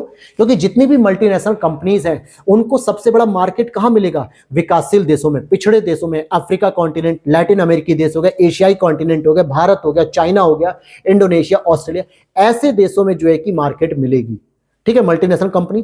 तो भाई जाहिर सी बात है भारत में कई कंपनियां ऐसी हैं जो मल्टीनेशनल कंपनी है, दूसरे देशों की कंपनी है, लेकिन भारत में स्टैब्लिश है, भारत में बिजनेस करती है, भारत में प्रॉफिट कमाती है। तो भारत तो चाहेगा कि ऐसी कंपनियां हमें भी टैक्स दें यहाँ पे, ताकि हमारा भी राजस्व बढ़े। लेकिन जिन देशों की मल्टीनेशनल कंपनियां जैसे Australia, Israel, Japan, United kingdom यानी यूके, यूएसए, ऐसे औद्योगिक देशों ने इसके खिलाफ मतदान किया, क्योंकि ये चाहेंगे कि हमारे देश की जो मल्टीनेशनल कंपनियां हैं वो हमें प्रॉफिट तो दें। यूएस की कंपनी जैसे एप्पल है, अब एप्पल अगर भारत में कोई काम कर रही है तो भारत में बहुत बड़ा बाजार तो उसे मिल रहा है। एप्पल के फोन सबसे अधिक भारत में बिकते हैं दोस्तों, इतना दुनिया के किसी देश में नहीं बिक रहे हैं। तो भारत में जितना भी एप्पल को प्रॉफिट हो रहा है उस प्रॉफिट का कुछ हिस्सा टैक्स के रूप में भारत को मिलना चाहिए। लेकिन अमेरिका कहेगा कि नहीं, ये पूरा पैसा अमेरिका आना चाहिए क्योंकि अमेरिका की कंपनी है। अरे भाई, कंपनी खड़ी कर देना इंपॉर्टेंट नहीं है, कंपनी सामान कहां बेच रही है। चले जाओ अफ्रीका देश में, बेच लो, कितने एप्पल बेचोगे तुम। अफ्रीका में मुश्किल से एक साल में 100 एप्पल के फोन नहीं बिकेंगे, क्योंकि वहां खाने के लिए पैसे नहीं, लोगों के पास एप्पल के फोन क्या चलाएंगे वो 1 लाख के। भारत में तो है, तो भारत खरीद रहा है। तो इसका मतलब है कि भारत जैसे विकासशील देश ये चाहेंगे कि एक ऐसी व्यवस्था होनी चाहिए जो हमारे देश से कमा रहा है तो हमारे देश को कुछ ना कुछ आप टैक्स पे करो। लेकिन वो देश जहां की वो कंपनियां वो नहीं चाहेंगे कि कोई भी टैक्स हम पे करें दूसरे देशों में, सारा प्रॉफिट अकेले खाने की बात करेंगे। इसीलिए वैश्विक स्तर पे एक कर संधि करने की बात की जा रही है और ये अच्छा प्रपोजल है मेरे अकॉर्डिंग भी। आई थिंक आप लोग भी अपना ओपिनियन इस पे दीजिएगा। उद्देश्य क्या है इसका कि भाई विकास के लिए वित्त पोषण पर अदीस अबाबा एक्शन एजेंडा के कार्यान्वयन में तेजी लाना, साथ ही साथ घरेलू संसाधन जुटाना, कर लगाने संबंधी मौजूदा चुनौतियों का समाधान करना और अंतर्राष्ट्रीय कर सहयोग को मजबूत करना। इसमें लेकिन कुछ प्रतिबद्धताएं, जैसे विदेशों में दी गई सेवाओं से प्राप्त आय को कर के दायरे में लाने से जुड़ी समस्या का समाधान करना। यही बात तो है। अब भाई एप्पल कंपनी अगर भारत में सर्विस दे रही है तो विदेश हो गया उसके लिए, अब वो यहाँ पे जो भी आय प्राप्त कर रही है उससे संबंधित हमें भी तो टैक्स देना चाहिए। ये प्रॉब्लम है। एक दूसरे की प्रशासनिक सहायता करने के लिए प्रभावी व्यवस्था का समस्या हो रही है, कर संबंधी अवैध वित्तीय लेन देन की समस्या को निपटाना और कर अधिकारों का उचित आवंटन भी करना। तो मेरे अकॉर्डिंग तो ये व्यवस्था बेहतर है, जो कि भारत जैसे देश के लिए तो बिल्कुल बेहतर है, क्योंकि भारत एक बहुत बड़ी मार्केट है लोगों के लिए जो है कि और भी कंपनियों के लिए। तो जब कंपनी यहां प्रॉफिट कमा रही है तो हमें भी देना चाहिए। इससे संबंधित और भी कई ऐसी वैश्विक पहल है, जैसे ओईसीडी की बात कर लो, organisation of economic cooperation development, अर्थात आर्थिक सहयोग विकास संगठन के जो देश हैं ये वैश्विक न्यूनतम कर global anti base erosion model नियमों पर आधारित है, जिसमें कहते हैं कि जो बहुराष्ट्रीय कंपनियां होती है, मल्टीनेशनल कंपनी, ये प्रत्येक देश में न्यूनतम कर की दर का भुगतान करना अनिवार्य बनाता है जहां उनका व्यवसाय है, और इस तरह के नियम कई देश में अर्जित लाभ को किसी अन्य देश में स्थानांतरित करने की व्यवस्था को हतोत्साहित करते हैं। जो मैंने आपको सीधा सीधा बता दिया कि एप्पल की कंपनी अगर यूएस में ही सारा प्रॉफिट भेजेगी तो भारत को कोई बेनिफिट नहीं हो रहा है। भारत तभी एप्पल की कंपनी को यहां काम करने देगा जब भारत को भी आपको टैक्स देना पड़ेगा। जैसे इस नियम के तहत यह कहा गया कि कॉर्पोरेट लाभ के 15% न्यूनतम टैक्स तो आपको देना ही पड़ेगा उस देश में जहां आप अपना सारा व्यवसाय कर रहे हो। एक और इसी तरीके की अंतर्राष्ट्रीय पहल है जिसको कहते हैं बीईपीएस पर ओईसीडी G20 इंक्लूसिव फ्रेमवर्क। यह भी एक वैश्विक पहल है जो कर चोरी से निपटने और निष्पक्ष कर व्यवस्थाओं को सुनिश्चित करने के लिए भारत सहित 147 देशों ने इस पर अपना क्या किया है, हस्ताक्षर किया है या इसके पक्ष में खड़े रहते हैं, इसके पक्ष में रहते हैं। तो भारत भी इसमें शामिल है। तो ये टॉपिक समझ में आ गया दोस्तों। ऐसे कुछ और भी अदर की डेवलपमेंट्स जो हुए हैं उसके बारे में भी हम बात करते हैं। अब यहां पे टैक्स से संबंधित एक और वर्ड आता है आपके लिए, शुल्क वापसी यानी कि ड्यूटी ड्रॉबैक। ध्यान से समझना जरा, ड्यूटी ड्रॉबैक केंद्रीय अप्रत्यक्ष कर और सीमा शुल्क बोर्ड लोक वित्त प्रबंधन प्रणाली पीएफएमएस का इस्तेमाल करके इलेक्ट्रॉनिक रूप से सीधे निर्यातकों के बैंक खातों में ड्यूटी ड्रॉबैक राशि ट्रांसफर करेगा। निर्यातकों के बैंक खातों में ड्यूटी ड्रॉबैक राशि जो है अमाउंट ट्रांसफर कर दिया जाएगा। इसका मतलब क्या होता है, तो पहले आप इस चीज को समझो कि यह प्रावधान सामान्यतः निर्यात की जाने वाली वस्तुओं के निर्माण में उपयोग होने वाली किसी भी आयातित सामग्री या उत्पाद शुल्क योग पर सामग्री लगने वाले सीमा शुल्क में छूट प्रदान करता है। बहुत कॉन्फ्लिक्ट हो गया दिमाग में कि सर पता नहीं क्या पढ़ा दिया आपने। सिंपल बात समझो, मान लेते हैं कि मुझे एक बर्गर जो है कि सेल करना है, कहां पे, निर्यात करना है। चलो बर्गर छोड़ो यार, मान लेते हैं कि मुझे एक एसी है जो भारतीय कंपनी की एसी है जो मुझे ब्राजील में सेल आउट करनी है, निर्यात करनी। लेकिन एसी को बनाने के लिए जो अलग अलग कॉपर बाइंडिंग आती है, फैन आते हैं, हीटिंग सिस्टम आते हैं, उन चीजों को मैं आयात कर रहा हूं। आयात मैंने कहां से किया, फॉर एग्जांपल यूएस से कर लिया, यूके से कर लिया, ऑस्ट्रेलिया से कर लिया। और एसी बनने के बाद निर्यात कहां की जाएगी, एसी बनने के बाद निर्यात कहां करूंगा मैं? ब्राजील में करूंगा। मैंने एग्जांपल के तौर पे ले लिया। यानी एसी निर्यात करने से पहले जो भी आयात करने वाले जो सामान है उस पर उत्पाद शुल्क योग्य सामग्री पर लगने वाले सीमा शुल्क में छूट प्रदान करेगा। तो यही ड्यूटी ड्रॉबैक शुल्क कहते हैं। अब मान लो इस कंपनी ने कोई वस्तुओं को आयात किया यूएस यूके से, भारत ने क्या किया, इस पे सीमा शुल्क ले लिया, कस्टम ड्यूटी ले ली कि भैया आपने अलग अलग पार्ट्स को जो है कि मंगाया है दूसरे देशों से, तो हमें कस्टम ड्यूटी दो। अब इस व्यक्ति ने कस्टम ड्यूटी यहां पे फिलअप कर दी, 15 लाख 20 लाख जो भी हो गया। अब जब इसने इस पूरे पार्ट्स को असेंबल किया, एक बन गई एसी और इसने ब्राजील में निर्यात किया।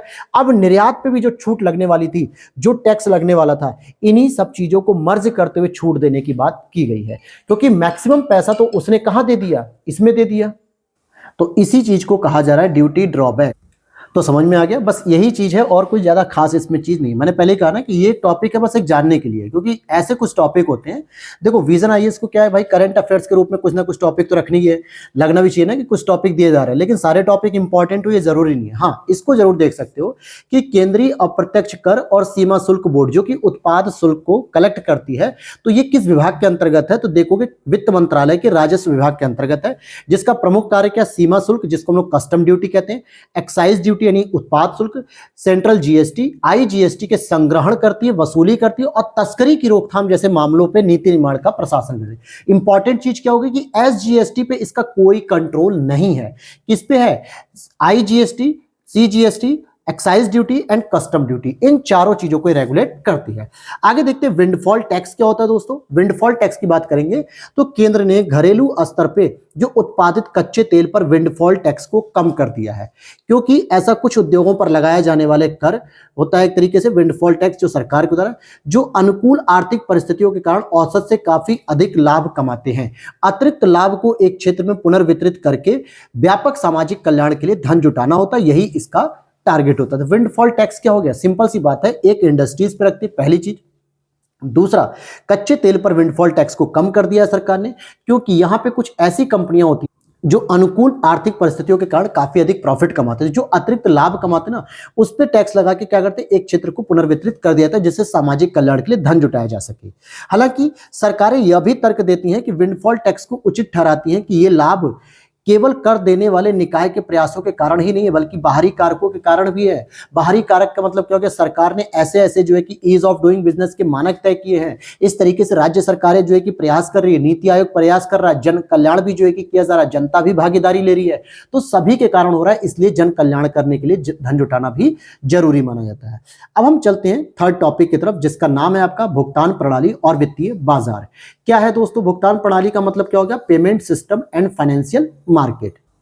तो यहां पर अब हम आगे देखते हैं कि पेमेंट सिस्टम की बात कर रहे हैं और फाइनेंशियल मार्केट की बात कर रहे हैं। देखिए आज की क्लास पहले ही मैंने कहा था कि थोड़ी सी बड़ी होगी, और इसी तरीके की हम 2-3 और क्लासेस कवर करेंगे, जिसमें इकोनॉमी आपकी कवर कर देंगे। यानी 1.5 घंटे के आसपास तो क्लास रहेगी, उससे 10-5 मिनट और एक्स्ट्रा होगी तो कोई बात नहीं, क्योंकि 1.5 घंटे तक तो आप इजिली अपने माइंड को रिलैक्स रख के समझ सकते हैं टॉपिक को। लेकिन जैसे ही 1.5 से 2 घंटे 2.5 घंटे की ओर जाएगी तो फिर आपको बोरिंग होगा, और जो इंपॉर्टेंट टॉपिक होंगे वो आपके छूटते चलेंगे। जैसे आपके सामने ही डीपीआई की बात करें, डिजिटल पब्लिक इंफ्रास्ट्रक्चर, जो कि एक महत्वपूर्ण टॉपिक है।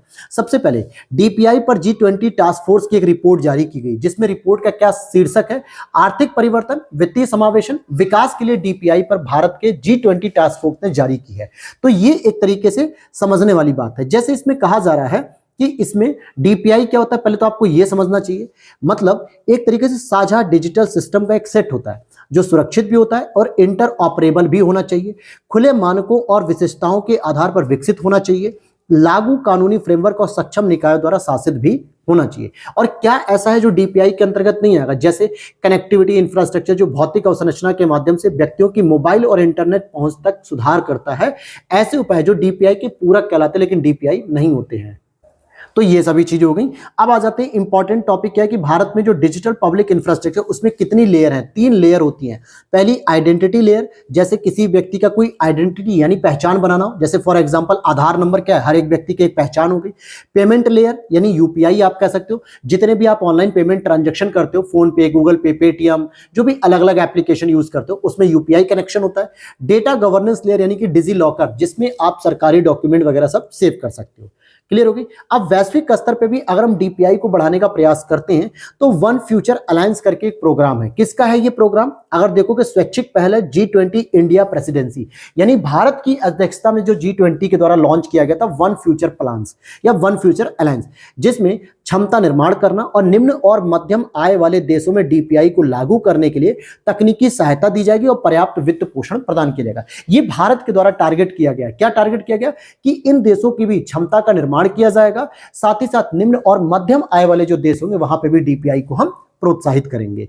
ठीक है, आगे देखते हैं यूरोपीय संघ और यूरोपीय संघ व्यापार प्रौद्योगिकी परिषद, जो भारत और यूरोपीय संघ अन्य देशों में डीपीआई विकास के लिए तेजी लाने पर कदम उठा रहे हैं। ये सब चीजें हैं, बस इससे ज्यादा इंपॉर्टेंट नहीं है, लेकिन UPI is the most important topic. यहां से 3 बार प्रश्न ऑलरेडी पीवाईक्यूज में पूछे जा चुके हैं, ये चौथी बार भी पूछ लिया जा सकता है। ये थीम है इसकी यूपीआई, क्योंकि रोजमर्रा की जिंदगी में आप पैसों का ट्रांजैक्शन जितना भी करते हो यूपीआई के माध्यम से, आपको यूपीआई के बारे में बेसिक जानकारी होनी चाहिए। आइए टॉपिक पर। टॉपिक हमारा है यूपीआई के बारे में कि NPCI national payment corporation of India, क्या है? एनपीसीआई ने एनआईपीएल यानी कि इंटरनेशनल पेमेंट लिमिटेड ने यूपीआई यूनिफाइड पेमेंट इंटरफेस जैसी भुगतान प्रणाली विकसित करने के लिए त्रिनिदाद एवं टोबैगो के साथ साझेदारी की है। ध्यान समझना, एनपीसीआई के अंतर्गत अगर जब हम देश के अंदर कोई भुगतान कर रहे होते हैं, कोई पेमेंट करते हैं, कोई ट्रांजैक्शन करते हैं यूपीआई का प्रयोग करके, तो वहां एनपीसीआई काम करती है। लेकिन कई बार ऐसा होता है कि हम दूसरे देशों में जो ट्रांजैक्शन करते हैं, दूसरे देश के लोगों को पैसा भेजते हैं या अपनी फैमिली मेंबर को जो फॉरेन में रह रहे हैं, वहां पे जब हम ट्रांजैक्शन करते हैं यूपीआई के माध्यम से, तो उसमें एनपीसीआई का एक इंटरनेशनल पेमेंट लिमिटेड ऑर्गेनाइजेशन है जो काम करता है। इसने यूपीआई जैसी सुविधाओं के लिए त्रिनिदाद टोबैगो के साथ साझेदारी की है। इससे यूपीआई के अंतरराष्ट्रीयकरण को बढ़ावा दिया जा रहा है। इसका मतलब हो गया भारत के साथ ऑलरेडी 7 कंट्रीज ऐसी है जहां पे यूपीआई को लॉन्च कर दिया गया है, जिससे यूपीआई का वैश्विक स्तर पे मानक बढ़ता जा रहा है। वो कौन कौन से देश हैं? फिंगर टिप पे याद होना चाहिए, श्रीलंका, मॉरिशस, फ्रांस, संयुक्त अरब अमीरात, सिंगापुर, भूटान, नेपाल। ये 7 देश ऑलरेडी हैं जो भारत के साथ जो है कि यूपीआई पे समझौता कर चुके हैं। फ्रांस एकमात्र ऐसा देश है दोस्तों जो यूरोपीय देश के रूप में जाना जाता है, और संयुक्त अरब अमीरात एक ऐसा देश है जो अरेबियन कंट्री या पश्चिम एशिया का देश माना जाता है। बाकी सभी एशियाई देश हैं, जैसे आप सिंगापुर देखो, भूटान देखो, नेपाल देखो, मॉरिशस देखो, श्रीलंका देखो, ये सभी भारत के पड़ोसी देश हैं। त्रिनिदाद एंड टोबैगो ये एक ऐसे देश हो जाएंगे जो आपके गल्फ ऑफ मैक्सिको यानी वहां की खाड़ी में स्थित देश हैं, जो कि लैटिन अमेरिकी देश कहलाएंगे। ठीक है, अब यूपीआई की विशेषता क्या है जो आप यूपीआई यूज करते हो? ये इंपॉर्टेंट है दोस्तों, इसके की पॉइंट्स, यहीं से प्रश्न डायरेक्ट बन सकता है या फिर आप मेंस में भी इसका यूज कर सकते हो। पहली चीज, यूपीआई से आप 24x7 और 365 दिन ट्रांसफर कर सकते हो। किसी भी समय, रात 3 बजे भी उठो, पैसे ट्रांसफर हो जाएंगे। ऐसा नहीं है कि बैंक क्लोज है तो आप नहीं कर सकते। बैंक सुबह 10 बजे खुलेगी, 5 बजे बंद होगी, इसी दौरान आपको पैसे का ट्रांजेक्शन करना है। It is the most important point कि आप किसी भी समय कर सकते हो। कहते हैं ना, एनीवेयर एनी टाइम, किसी भी समय कहीं पर भी। दूसरा, सिंगल मोबाइल एप्लीकेशन का प्रयोग करके आप अलग अलग बैंक खातों को जोड़ सकते हो। अगर आप अपने फोन पे को ही देखो, फोन पे एप्लीकेशन में जो यूपीआई आपके नाम से, मोबाइल नंबर से, ईमेल आईडी से या मैनुअली किसी भी तरीके से आप सेट करते हो, उसमें अलग अलग बैंकों से आप कनेक्ट कर सकते हो, बशर्ते आपका आधार कार्ड और आपका मोबाइल नंबर उस बैंक में रजिस्टर्ड होना चाहिए जिस मोबाइल नंबर से आप फोन पे को रजिस्टर्ड कर रहे हो। जैसे मैं ही अपने फोन पे अकाउंट में 3 से 4 बैंक को अगर मैं मर्ज करके चलाता हूं तो भी इजीली चल जाएगा, जिसके लिए मुझे एक ही एप्लीकेशन की जरूरत है। अब ऐसा नहीं कि मैं एसबीआई के लिए अलग, पीएनबी के लिए अलग, बैंक ऑफ बड़ौदा के लिए अलग, एचडीएफसी के लिए अलग, आईसीआईसी के लिए अलग, ऐसा कुछ नहीं। एक यूपीआई से कनेक्ट करो, एक एप्लीकेशन से इजीली आप एक्सेस कर सकते हो सभी बैंकों को। ठीक है, दूसरा, सिक्योरिटी के लिए इसमें सिंगल क्लिक 2 फैक्टर ऑथेंटिकेशन भी होता है, यानी आप फिंगर टिप भी दे सकते हो, इसमें ओटीपी पैटर्न भी लगा सकते हो, इसमें डिजिट लॉकर भी लगा सकते हो, हर प्रकार का। साथ ही साथ ये ग्राहकों का एक वर्चुअल आईडी है, आईपी एड्रेस है। जैसे मान लेते हैं कि मैं अगर, तो मेरी आईडी के बारे में जो है कि वर्चुअली तौर पे मेरे पास एक एड्रेस होगा, यूपीआई एड्रेस जिसे हम कहते हैं। साथ ही साथ इसमें क्या सिंगल एप्लीकेशन या इन ऐप भुगतान के माध्यम से आप मर्चेंट पेमेंट भी कर सकते हो अलग अलग एप्लीकेशन में। उपयोगिता क्या है? आप बिल भुगतान कर सकते हो, किसी प्रकार का इलेक्ट्रिसिटी बिल कर सकते हो, वाटर बिल कर सकते हो, टिकट कर सकते हो, फ्लाइट टिकट कर सकते हो, अलग अलग चीजों को। साथ ही साथ आप दान, संग्रह, संवितरण के स्केलेबल समाधान कर सकते हो और मोबाइल ऐप से सीधे शिकायत भी दर्ज कर सकते हो। उसमें होता है ना कस्टमर सपोर्ट, अगर आप एप्लीकेशन की डिटेल सेटिंग में जाओगे तो वहां पे कस्टमर सपोर्ट भी दिया होता है। यानी अगर आपका कोई इशू आ रहा है, रात 9 बजे भी आ रहा है, तो आप कस्टमर को फोन करोगे 24/7 अवेलेबल होते हैं। तो ये भी सुविधाएं मिल सकती हैं। UPI is the best method हो जाता है। अब यूपीआई के बारे में और जानकारी ले लेते हैं। तो भैया जानकारी के तौर पे हमें पता चलता है कि यूपीआई 2016 में शुरू हुआ था, जो कि रियल टाइम आधारित भुगतान प्रणाली है। अगर मैं अभी 6:20 पे पेमेंट करूंगा, सामने वाले व्यक्ति के खाते में तुरंत पैसे आ जाएंगे। कई बार आप शॉपकीपर की दुकान पे खड़े होते हो, मतलब कि बहुत सारे स्टोर पे खड़े होते हो, वहां पेमेंट करते हो, तो बस उसे दिखाते हो कि सर सक्सेसफुल हो गया। इट मींस कि आपके अकाउंट में पैसा आ चुका है। ऐसा नहीं कि 2 दिन बाद आएगा, ये जरूरी नहीं है, तुरंत पैसा आ जाता है। तो रियल टाइम पेमेंट हो जाता है और इसे एनपीसीआई के द्वारा विकसित किया गया, national payment corporation of India. साथ ही साथ एनपीसीआई की अगर हम बात करें तो ये आरबीआई और आईबीए की एक पहल है। इसे भुगतान और निपटान प्रणाली अधिनियम 2007 के तहत स्थापित किया गया। ध्यान से समझो, यूपीआई को स्टैब्लिश करता है एनपीसीआई, एनपीसीआई को स्टैब्लिश किया गया आरबीआई और आईबीए की संयुक्त पहल के तौर पर 2007 के अधिनियम के तहत। क्लियर होगी बात। आगे यूपीआई क्या करता है, सहभागी बैंकों के खातों का ही मोबाइल एप्लीकेशन से जोड़ता है। इसीलिए आप यूपीआई के लिए मोबाइल नंबर रजिस्टर्ड होना जरूरी है आपके बैंक में भी। साथ ही साथ ये peer to peer payment request को भी पूरा करता है। और आरबीआई ने यूपीआई पेमेंट की लेन देन की सीमा को 1 लाख से बढ़ाकर अब 5 लाख रुपए प्रतिदिन कर दिया है। आप जैसे अपने यूपीआई में अगर आप देखोगे तो पहले आप 1 लाख रुपए से ज्यादा पेमेंट नहीं कर सकते थे, लेकिन अब आप एक दिन में 24 घंटे में 5 लाख रुपए तक पेमेंट कर सकते हो। हालांकि इसके और भी अदर वेरिएंट है, जैसे यूपीआई 123 पे। फीचर फोन यूजर्स, ये फीचर फोन का मतलब हो गया कि जो छोटे छोटे फोन है उसको भी ये सक्षम बनाते हैं। मार्च 2022 में इसको शुरू किया गया, जो 12 भाषाओं में उपलब्ध है। यूपीआई 123 डायल करोगे तो इस पे पेमेंट करने का प्रोसेस आ जाता है।